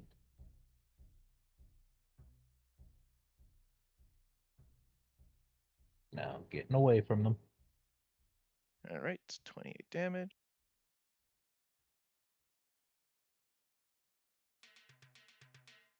All right, Frank, it is your turn. Well, I would like to use that aim, so to give myself advantage on my next attack roll. And holy shit, that's bad. Yeah, luckily it hits. Oh. So 13 plus 1d8 plus 17, and time for a second attack. The 23 hits. Quick question, Frank. Actually, never mind. No, ask away. I was gonna ask if you think how much damage you think your bone can do, but I don't think it's gonna do enough. its maximum is 9. Yeah, so it won't be doing enough. So, So I savage the attacker that and. how would you like to end it? Oh. Well He now. falls to his knees as you strike him, and he's now open for you to attack. Well, that. Oh, look at that. Down on your knees already. Well, time to end this quickly, and I just slit his fucking throat. You watch him grab at it as blood gushes out. He just goes, Damn it. Oh, I was this close to reclaiming what was mine. and he just collapses onto the ground, dead. Abrak will go and grab her belt off, rip her belt off her waist, and proceed to just shove the belt on his face, thinking that's how this works. You feel the power of a storm emerge from his body and into your belt. She And doesn't you also stop though. She continues. And you watch as it transforms into a resemblance of his face with cool little lightning motifs and stuff around it. And you also see that it then ejects a little vial that's covered in frost onto the ground. Congratulations, you won! Yoink! I take the bottle. You don't run away from me. Well, he ain't running no more. As the So fight first finished, of all, I Sorry. yoinked the bottle. Second of all, he said something about this armor making him invincible. Luke, help me get this off of him. Maybe it like changes sizes. Hobrak, I think you did it. Hobrak? She's not Oh, listening. She's just Help continuing. you take it off. This Abrak just continuing to just bash his face in with the belt, not even giving him the chance of missing the opportunity of improving her belt. She just continues until the face is gone. Yeah, there's just a bloody pulp. Luke, as you try to remove the armor, you watch as it falls apart, crumbling away, basically. Looks like those disintegrates were just a little too much for it. Well, he said he stole that from Valimor, right? They ain't gonna be happy about that. Question: what was the belt of what? Storm Giant Strength. I think you just needed to make sure.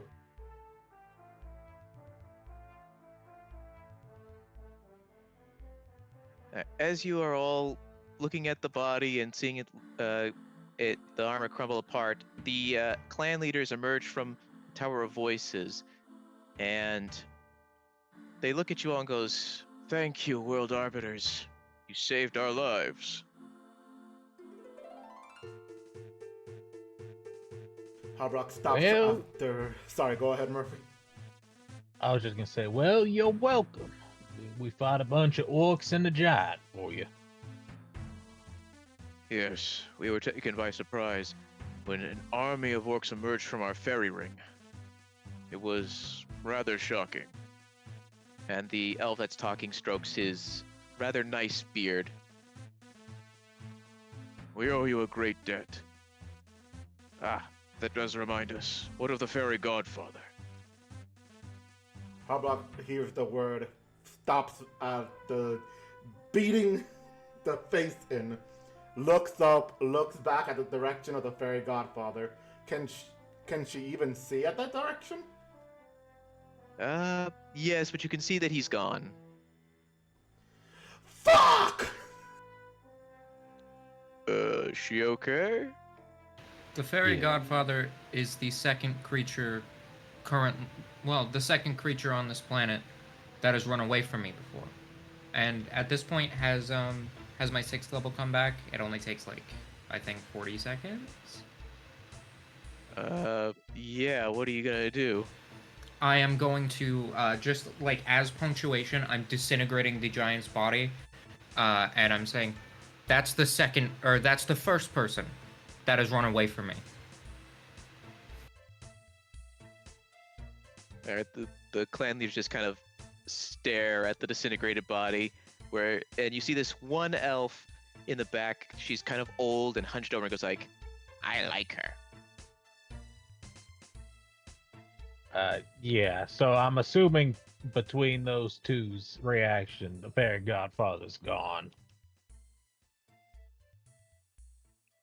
More than Seems so. likely.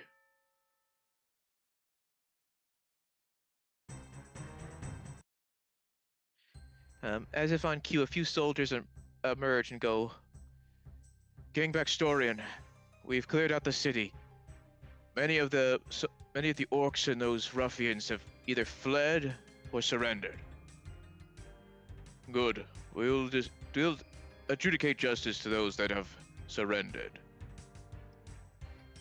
But for now, I think is a time for rest. He then turns to the rest. He goes like, "Go to the Heffen Inn, which I believe is still standing, right?" He looks at the soldiers, and they nod. Tell them that the king has said that you are free to stay there for the night. And the Heffen Inn is where? He points to the north. It's the inn you went to when you were here last time. Alright. God damn it, Murphy. You're sober for a few days and you already forget about one inn. Soon you'll forget all of them. That's what happens. Your memory becomes worse when you become sober. Everyone knows that. Like 4 years sober, and he starts saying things like, "Man, back in my day, they used to have inns when you visited cities." Good. I need a rest. Question, is there an altar near? I need to do some praying. And then the blindfolded elf looks at you and says, or a blindfolded elf looks at you and says, yes, an altar to Saren is not too far from the inn.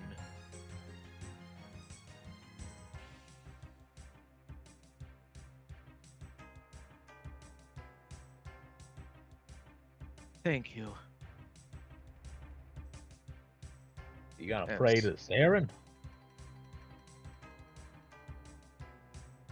That's surprising.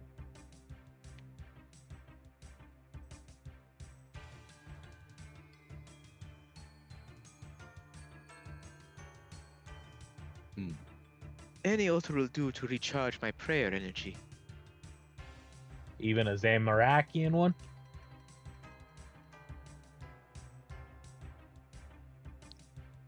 You begin hearing Megalovania in the background.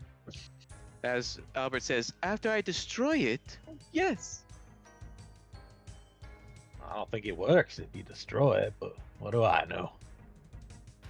I'm gonna play neutral here and choose to abstain from commenting on that. Anywho, so do you all head to the Heffen Inn and, by extension, the altar to rest up? Yes, sir. Yes. Indeed. Yep. All right. The rest of you head to the inn, and bartender looks at you, picking up a still intact beer glass and cleaning it, saying, "Room's up to the left." Albert, you quickly go to the altar and recharge your prayer. Anything you want to do while you're there, or do you just want to head back up and join the others for a nice, well-deserved long rest?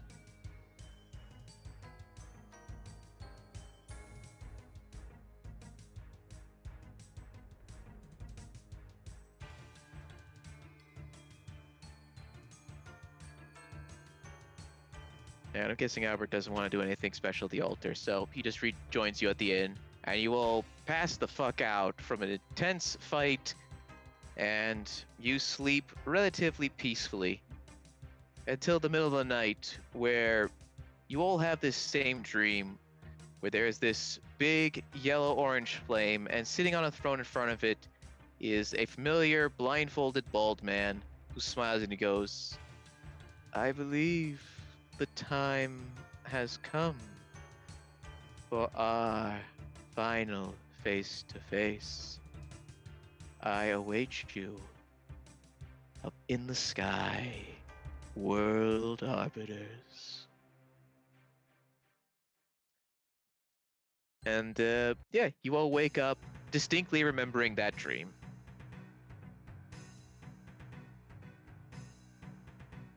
Oh, what is it with bad guys and living in the sky?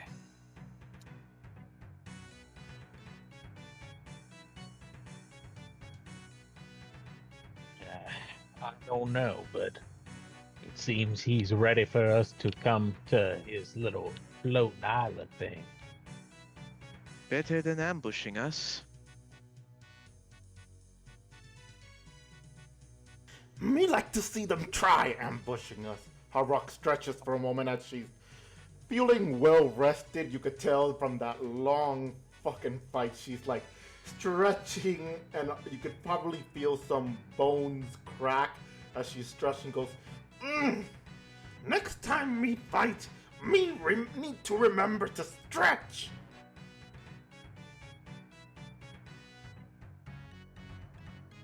Oh yeah, look, I almost forgot. I handed him the bottle with the frost giant soul in it. Use this on your belt. As a reminder for Frank, you look down and you see that Luke does not have a hill giant belt. He has a cloud giant belt. Oh, well then, I guess I'm gonna use it myself. Luke would look Great. at Frank as he looks down at the belt, and he'd be like, Frank, my eyes are up here. Harrock looks back at that comment and goes, Frank and Luke in relationship?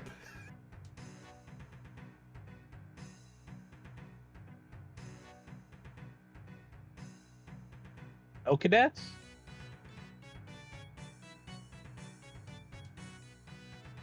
I believe I secretly and quietly killed the party. Yep. And Albert's just like, I never knew. Intermingling ain't specifically against the rules in arms. As I've told you, I had an elven partner when I was in arms, and she had a kid, which was mine. But, you know, to each their own. Now there ain't nothing in between us. I was just looking at his belt because I realized Frost Giant Soul would probably do him more harm. Because the Cloud Giant is better than Frost Giant. Don't make any goddamn fucking assumptions. You're Anyways, I would denying like it pretty you... strongly for somebody who doesn't actually feel that way. You were staring for very long. He says in a hell. using you.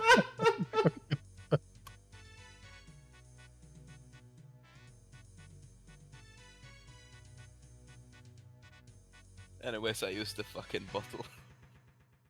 Congratulations, you now have the belt of Frost Giant Strength.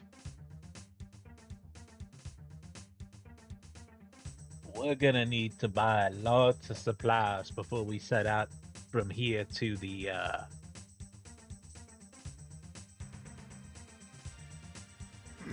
to the final island.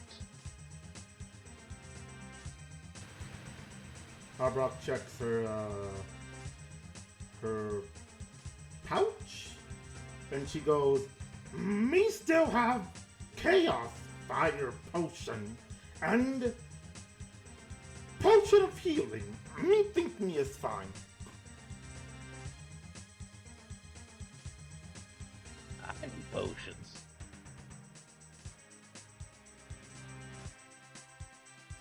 Mm, 70. Obviously, her math is wrong. 70 what? No, I'm not paying you. I'm gonna go to the store. Now, Harrock goes and pulls them out, counting them wrong again. She goes, look! 1, 5, 20, 60, 70. On the table is 17, not 70.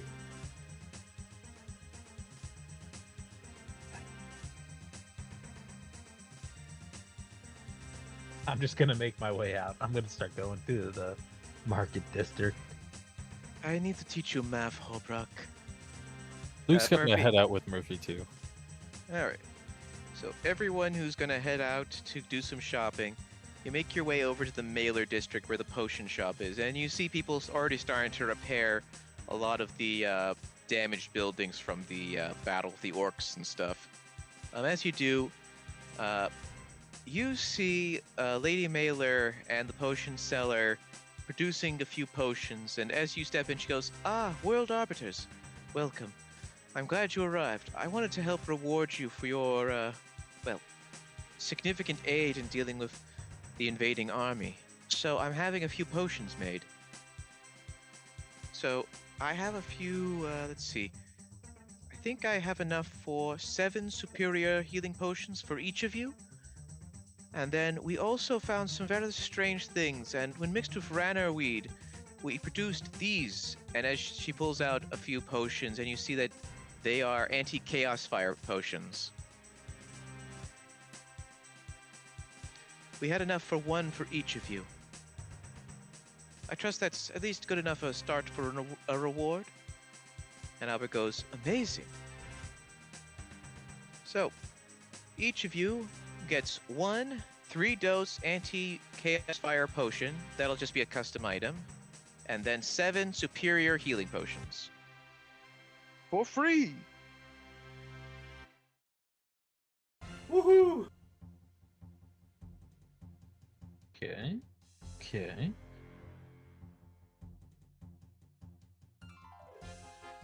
Bam. Now, All right. Is there anything else I can help you with? Does anyone need to upgrade their equipment?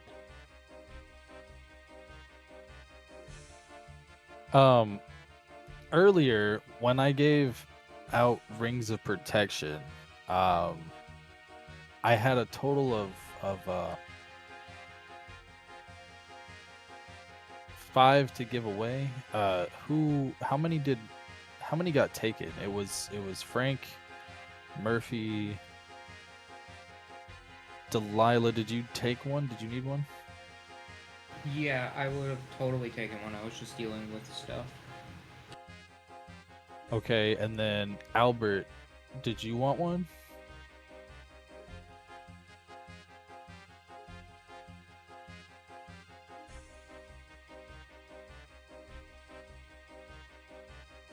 He'll take 1.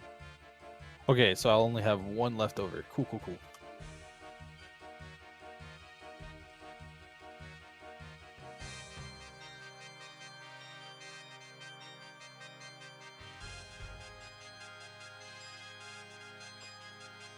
Because I need to fence it.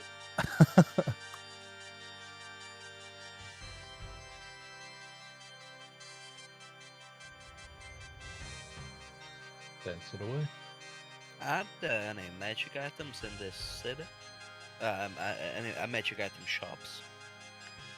Lady Mailer thinks for a moment and says, yes, I believe in the Amlod district. And I believe Lord Amlod also wished to reward you for your efforts, so you might be able to get something nice from him. Sounds great. Alright, so do y'all start heading to the Amlod district?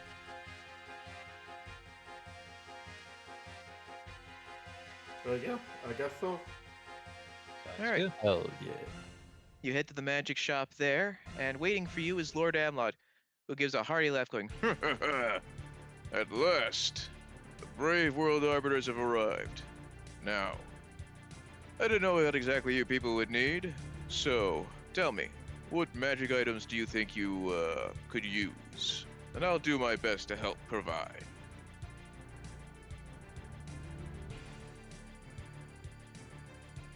Any way you could upgrade this thing? And I'm just gonna hold up my Bloodwell vial. Give me 1 second.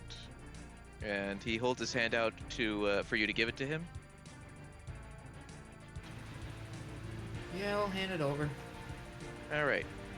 As he takes it, he pulls out a crystal seed from his pouch, places it on top of the Zamorak symbol, and you see him wordlessly sing.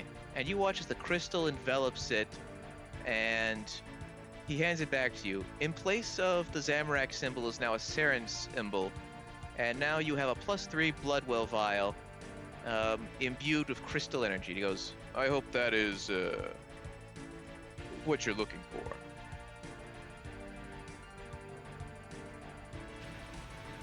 Yeah, sure. Hopefully, yeah, that's fine. It's fine.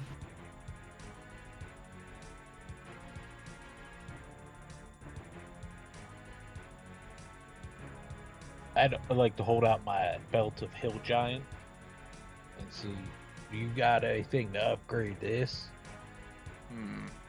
I think we have a fire giant soul if that'll work for you. Anything's an upgrade. All right, he reaches behind the counter, pulls out a little bottle that looks really hot, and opens it up and pours it to the belt. And you watch as your belt transforms into a belt of fire giant strength. Thank you very much. Do you have any scimitars? We have some scimitars, but the one at your side, He points to Porthos.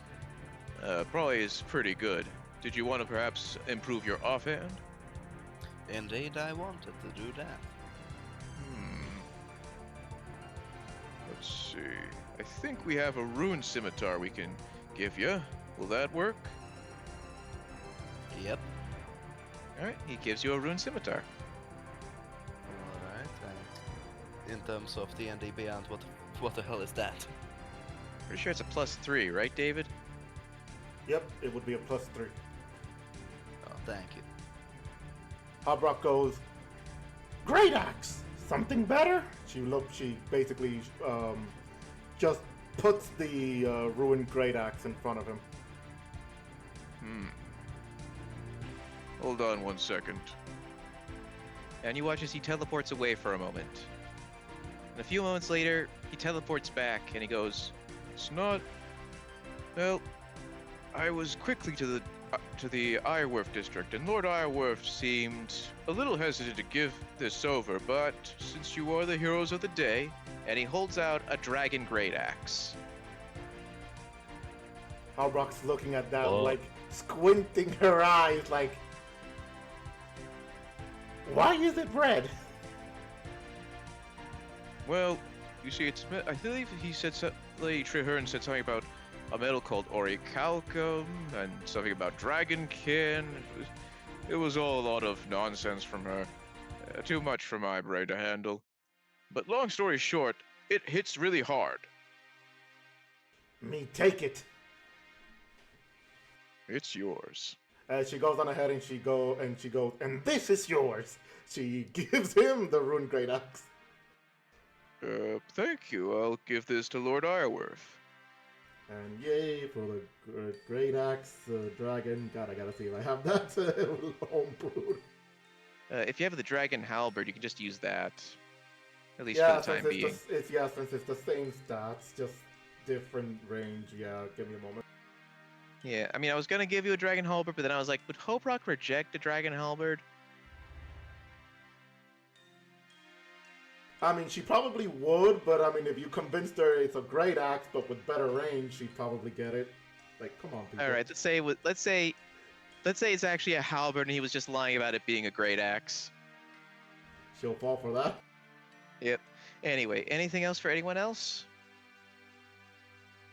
You wouldn't happen to have a lucky stone, would you? Or perhaps a protective cloak? Yes, I think I can give you a cloak of protection. And he pulls one out from behind the counter. Much appreciated. Anything else? I've actually got a couple more. Anything that I can cast spells out of, really? Any sort of staff wand, anything like that? Stronger the better, considering that we're about to go up against, Flying City guy. Yes, give me 1 second to see what I have.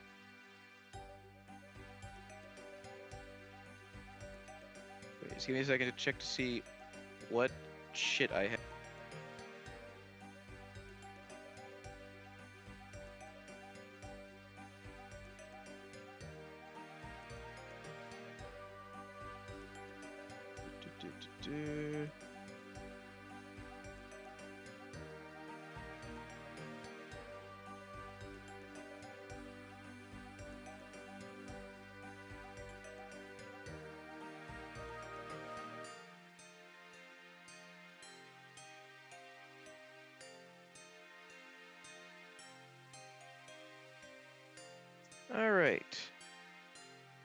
So, let's see. Mhm.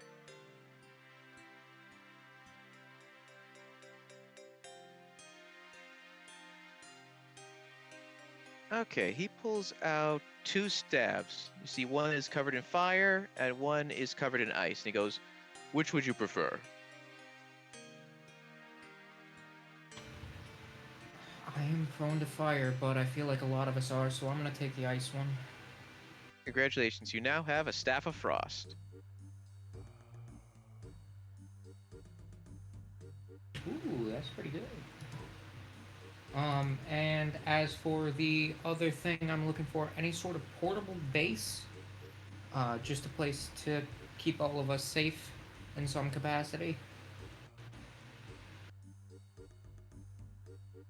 I'm afraid not.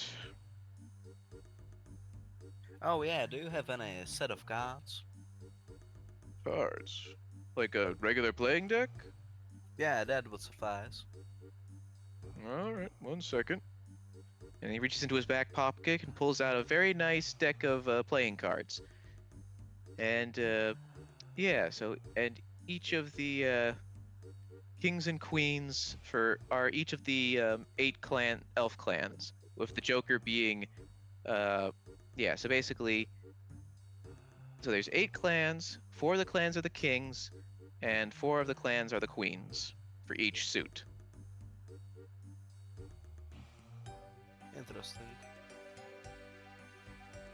Alright, any last minute things, or will that cover it?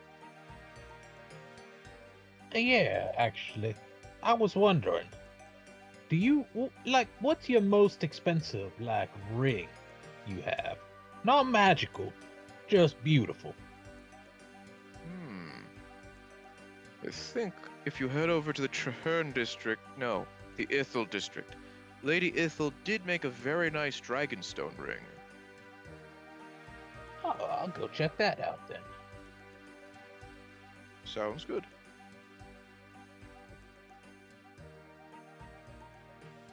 Alright. So I assume you head to the Ithil district? Yep. Alright. When you get there, Lady Ithil turns to you and goes, "Welcome. I understand that are probably receiving a number of rewards from the other clan leaders. What can I give you?" I'm looking for a very pretty ring. Doesn't have to be magical or nothing. "I see. Well then, perhaps this'll do." And she pulls out a nice little gold ring with a purple jewel in the center.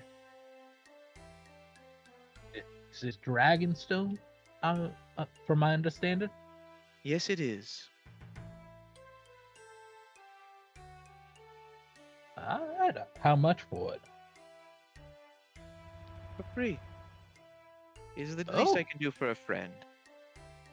that's very generous of you. Thank you.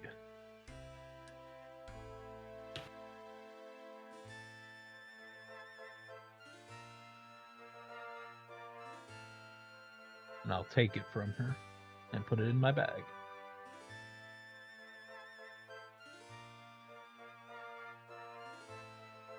Alright. So, anything else for anyone? Because I can have Lady Ithil direct you to who can give you it.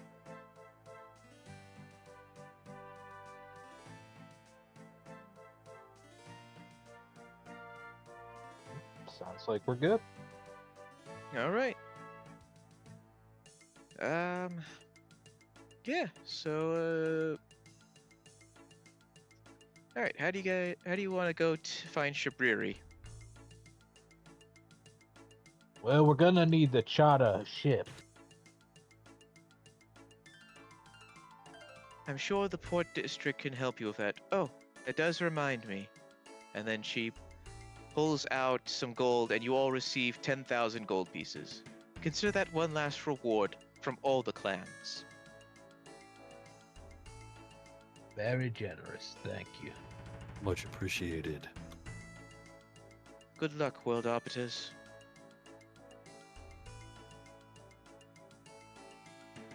Anyway, you all head down to the port district, and you see in the distance something floating in the sky.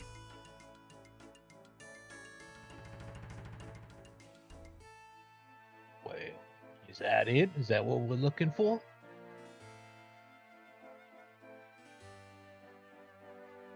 Has anyone got like a binocular?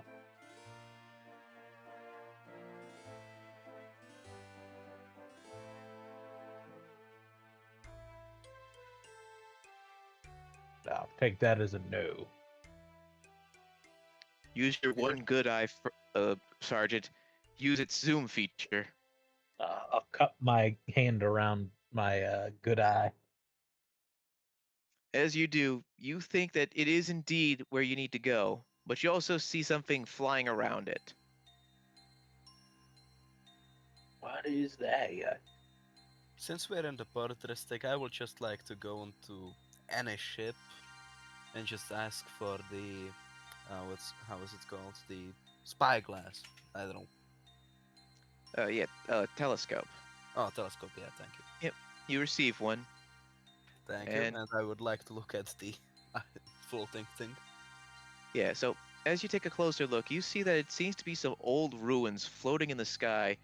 Around it, you see these like floating pillars that seem to be generating magic to keep it afloat. Also, flying around it, you see something that looks like a dragon.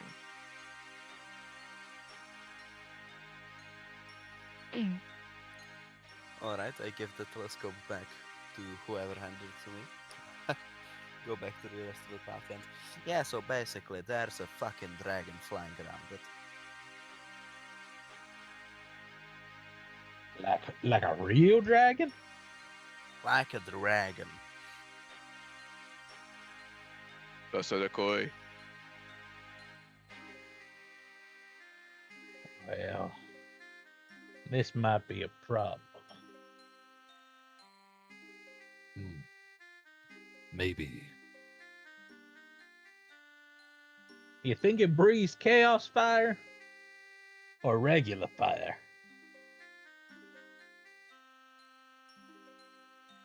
Because if it breathes regular fire, we probably should get some anti-fire potions.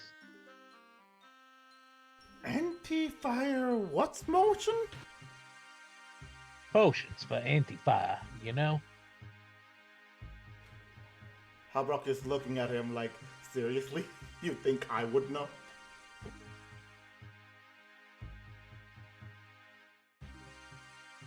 Maybe we grab a couple just before we set out. In case it breathes normal fire instead of chaos fire. All right. Anyone nearby, roll me a quick intelligence check. Anyone nearby? I mean, that's all of us, right? 7? Okay. I guess I'll go for myself. Yeah, I really don't need 6, to I'm roll really dumb. anything. I'm not gonna roll anything for the natural one I have, so... I mean, if I get a natural -1. it better be a 0. At 11. My intelligence is base 15 if it helps. It does not. All It right. doesn't. All right. As you hear Murphy's suggestion, Hobrock and Albert, you both think that it probably breathes chaos fire.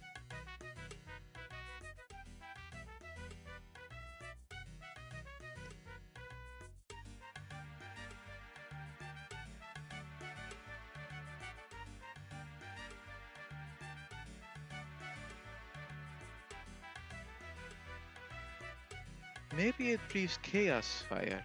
It might. It's a good guess, honestly. Also, David, did you make anti-dragon fire potions in Homebrew? I believe I did. So, I mean, we could check. Just give me a moment.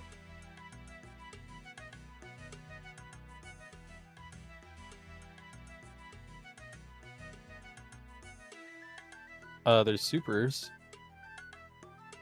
Not regular? No. All right. There's literally a normal D&D potion which is potion of fire resistance. Yeah, that's not gonna work for RuneScape dragons. Yeah, no, I did not make it. I could have sworn I did. I might have put it in a different name and forgot to change that one. So I'll have to look for that later. So give me a while and I'll look for it. But yeah. All right. Anyway, so do you want to go and buy some anti-dragon fire potions? Yes. All right. You quickly head back to the potion shop, and so how many do you want to order for each of you? They're selling 4-dose potions for. Hold on.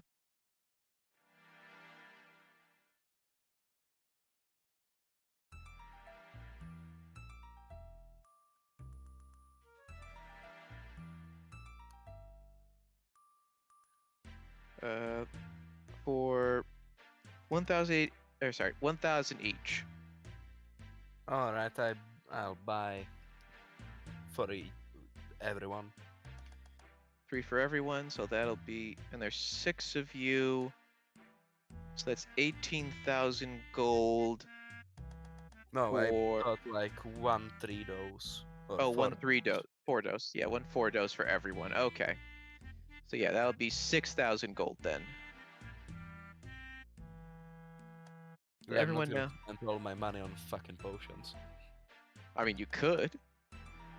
I'll do another round for 6K.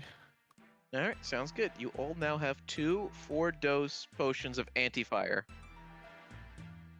Anti-dragon fire. All right, now the bigger question.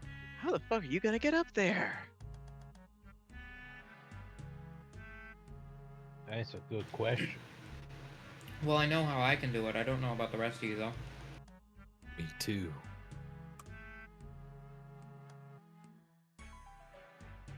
Well, what's your guys' ideas to getting up there? Maybe Oh, I have we a broom. ask- Sorry, go ahead. I have a broomstick. I can just fly. Maybe we can ask Jeannie for help, she said, looking at Frank. Actually, Dahlia, didn't you turn into a big old bird and carry 2 of us away last time? Yeah, I can do that. I can carry 2 of you. We could probably take a boat out there and then have you carry 2 of us up at a time. Towards a dragon. Yes, towards the dragon. What if I told you there might be a way to get all of us in the air? Well, Spit it I'd out, say- then! Yeah, that. Okay. You let them, one of them, borrow your broomstick. Then you turn into an eagle and you carry 2 of them. And then I can cast fly on myself and one other person. Boom. We are all airborne. We are all on the way. That sounds like it works. Hardrock is just like trying to make sense on what he said and just nodding after hearing Delilah say that. She goes, "Yes!" Mm-hmm. Alright, so who's on Team Giant Eagle? Who's on Team Fly? And who am I giving the broomstick to? I'm taking fly. Alright, you and Luke flying. Albert, actually, no. Hobrak, I'll give you my blue broomstick. The other 2 are lighter.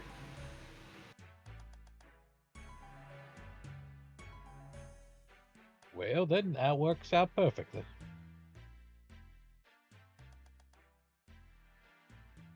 All right then. Luke would cast fly on both himself and Frank. I'll toss Hobrak my broomstick, polymorph myself into a giant bird, and right before I do, polymorph myself. All right. No. Before you go to pick up Albert, he proceeds to use his Summon Celestial. It has a pair of big wings, and it picks him up like a little baby. He kind of, you know how when you pick up a cat, they just kind of become a long boy? It's a little like that, and he goes, "It is fine, I got this." Hardrock just looks at this like Jack Sparrow looking at his own ship, just moving on his own. She just looks up at that like, huh. I gotta appreciate the scene of the arms right now because our sergeant is riding a fucking eagle while his 2 cadets are like, flying information with that. Hey yo. Arms has always been a sight to behold. I imagine that Murphy is just standing like straight up on the back of a giant eagle. Arms crossed.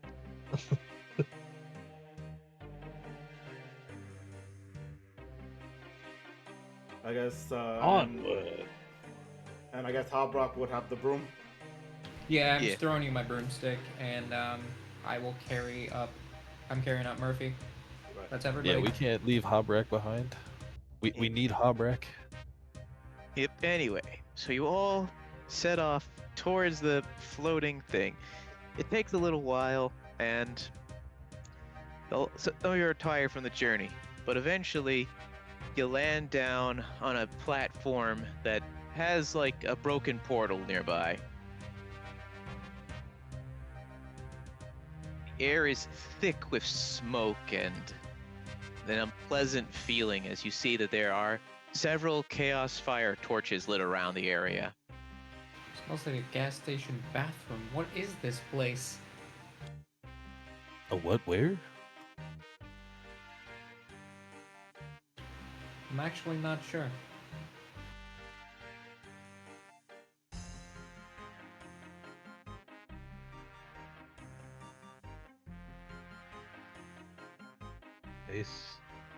This is the place where he has settled.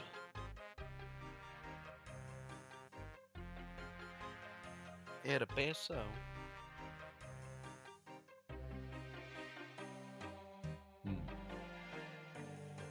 Are y'all ready for this?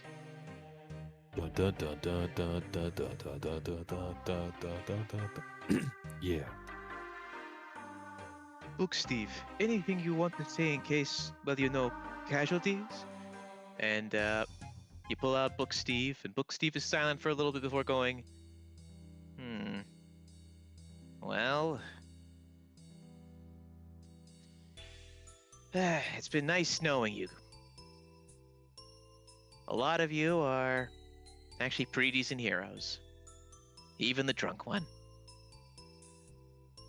What do you mean, a lot of us? Which one ain't a decent hero? Watch as the eye looks towards Murphy. I thought you said even the drunk one. And I ain't Yeah. even drunk. Oh, well, that's not very nice. All I'm right, surprised fine. you You're called all me a decent decent hero. heroes. Okay. Do you really want to spend time debating semantics? I'm just genuinely surprised that I'm included in that classification given the source of my abilities. I try not to judge. But the guy who turned me into a book is way worse. I appreciate that. You're a good book. You know what? If I ever gain the ability to turn objects into people, you're up there on the list. Thanks.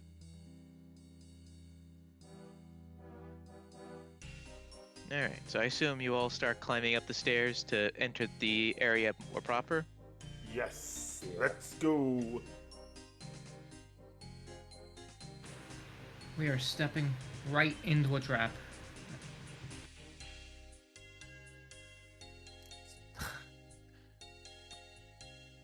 Maybe. But, we're still gonna win.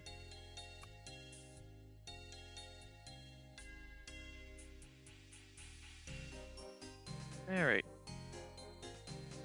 As you start walking up, you see that across the area are various bird-shaped corpses.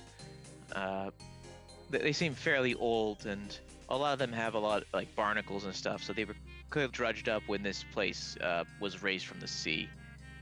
But as you get further in, you see various fresher bodies, all dressed in similar culty robes, gripping their eyes in agony as their final moment of death. And you see that some don't even have a body left behind, there's just ashes. Eventually, you start entering this area where there's like a big open space and a weird arcane symbol in the center. As you reach it, do you want to do anything? Because it looks like the entryway into the main fortification of this citadel is ahead of you. So there's some ashes around, yes? Yeah. Habrock sneezes just to blow those ashes away. You feel like you disturbed what might have been someone's dead body. Habrock just goes, ah! Dusty!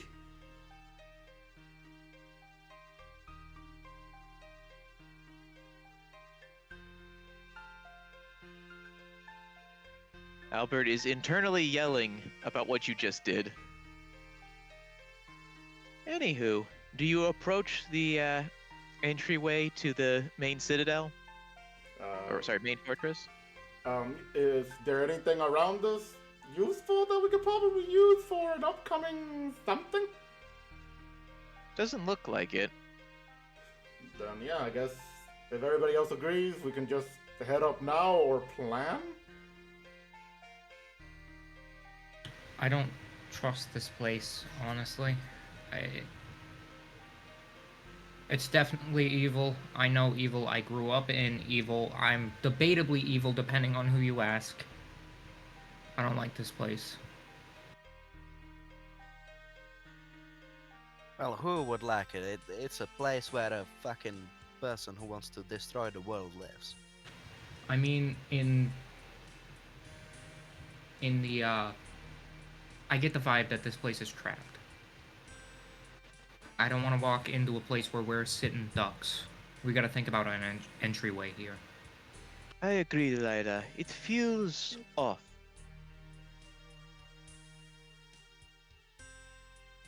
Well, he knows we were coming. He literally told us last night to come, so he could have any manner of stuff set up. If anything happened, me start smashing through. Well, worst that could happen. Instant death? Meh. She just shrugs at that when you say that. She's like, eh. Opening a portal to Cerberus again?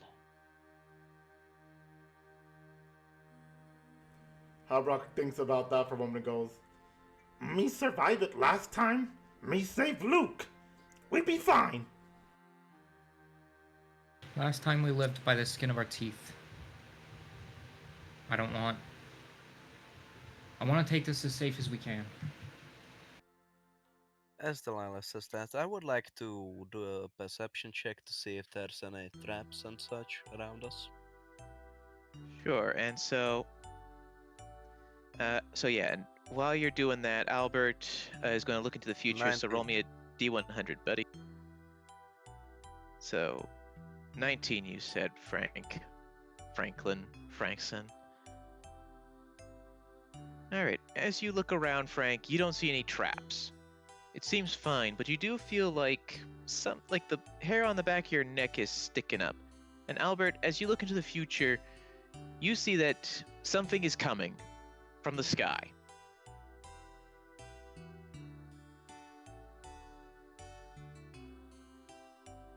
Sorry, I said that was part of Albert's vision. That something is coming from the sky. I don't think I said it properly.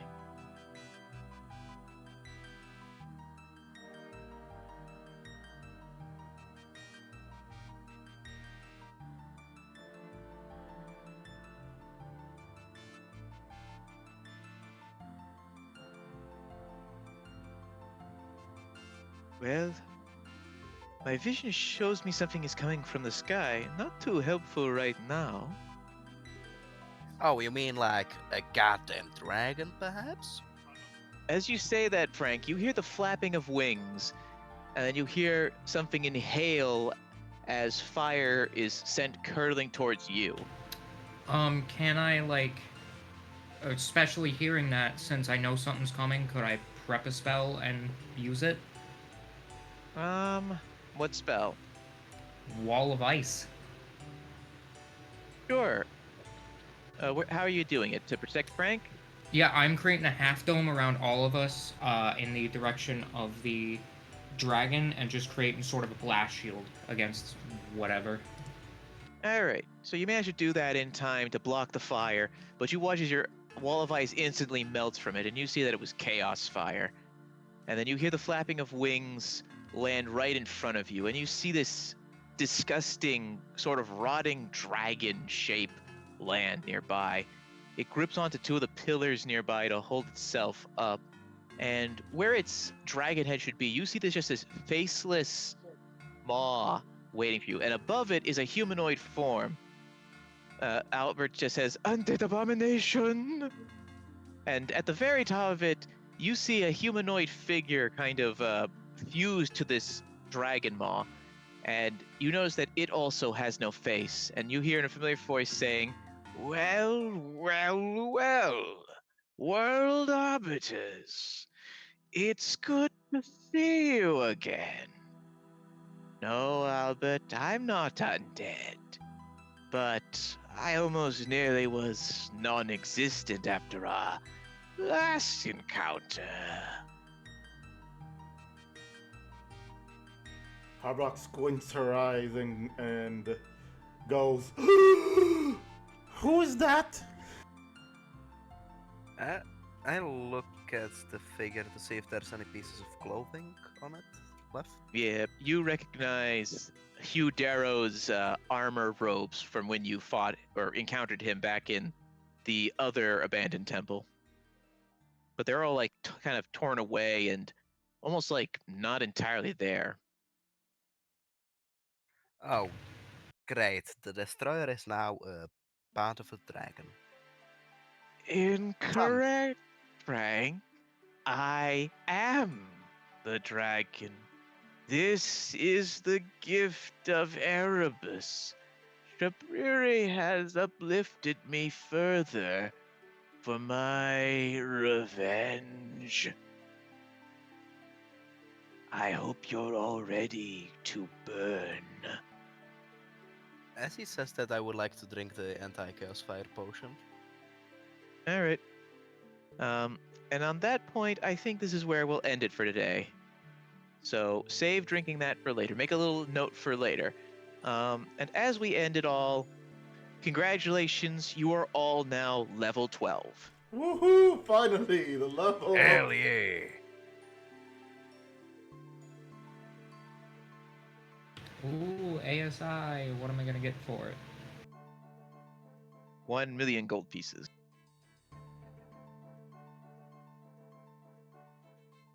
Oh, I can now use 2 cunning strikes. Strike effects when I deal snake attack. Damn. Incredible. And now for the ability score improvement, which is going to go straight to my dexterity and construction for sweet AC. Construction? You mean constitution? No, construction, because I got to build my fucking body. I got to rebuild it. Gotcha.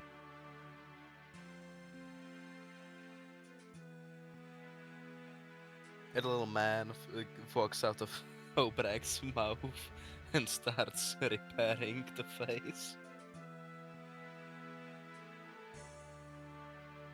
It's a little fairy.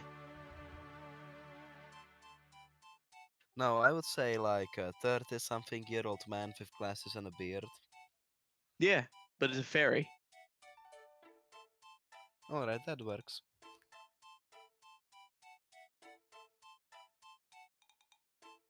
Anywho. Any other big level 12 improvements, or are most of you just getting ASI? Yeah. Well, actually, I'm going to focus on dexterity on the next agility ability. Wow. I'm going to focus on dexterity on ability improvement score because I didn't get the level up I need for armor class, but now I do. Okay. All right. So, with that out of the way, unless anyone else has any big announcements about what they get for their level 12 point, I will see you all next time. Have a good day. Goodbye. Woo! See ya.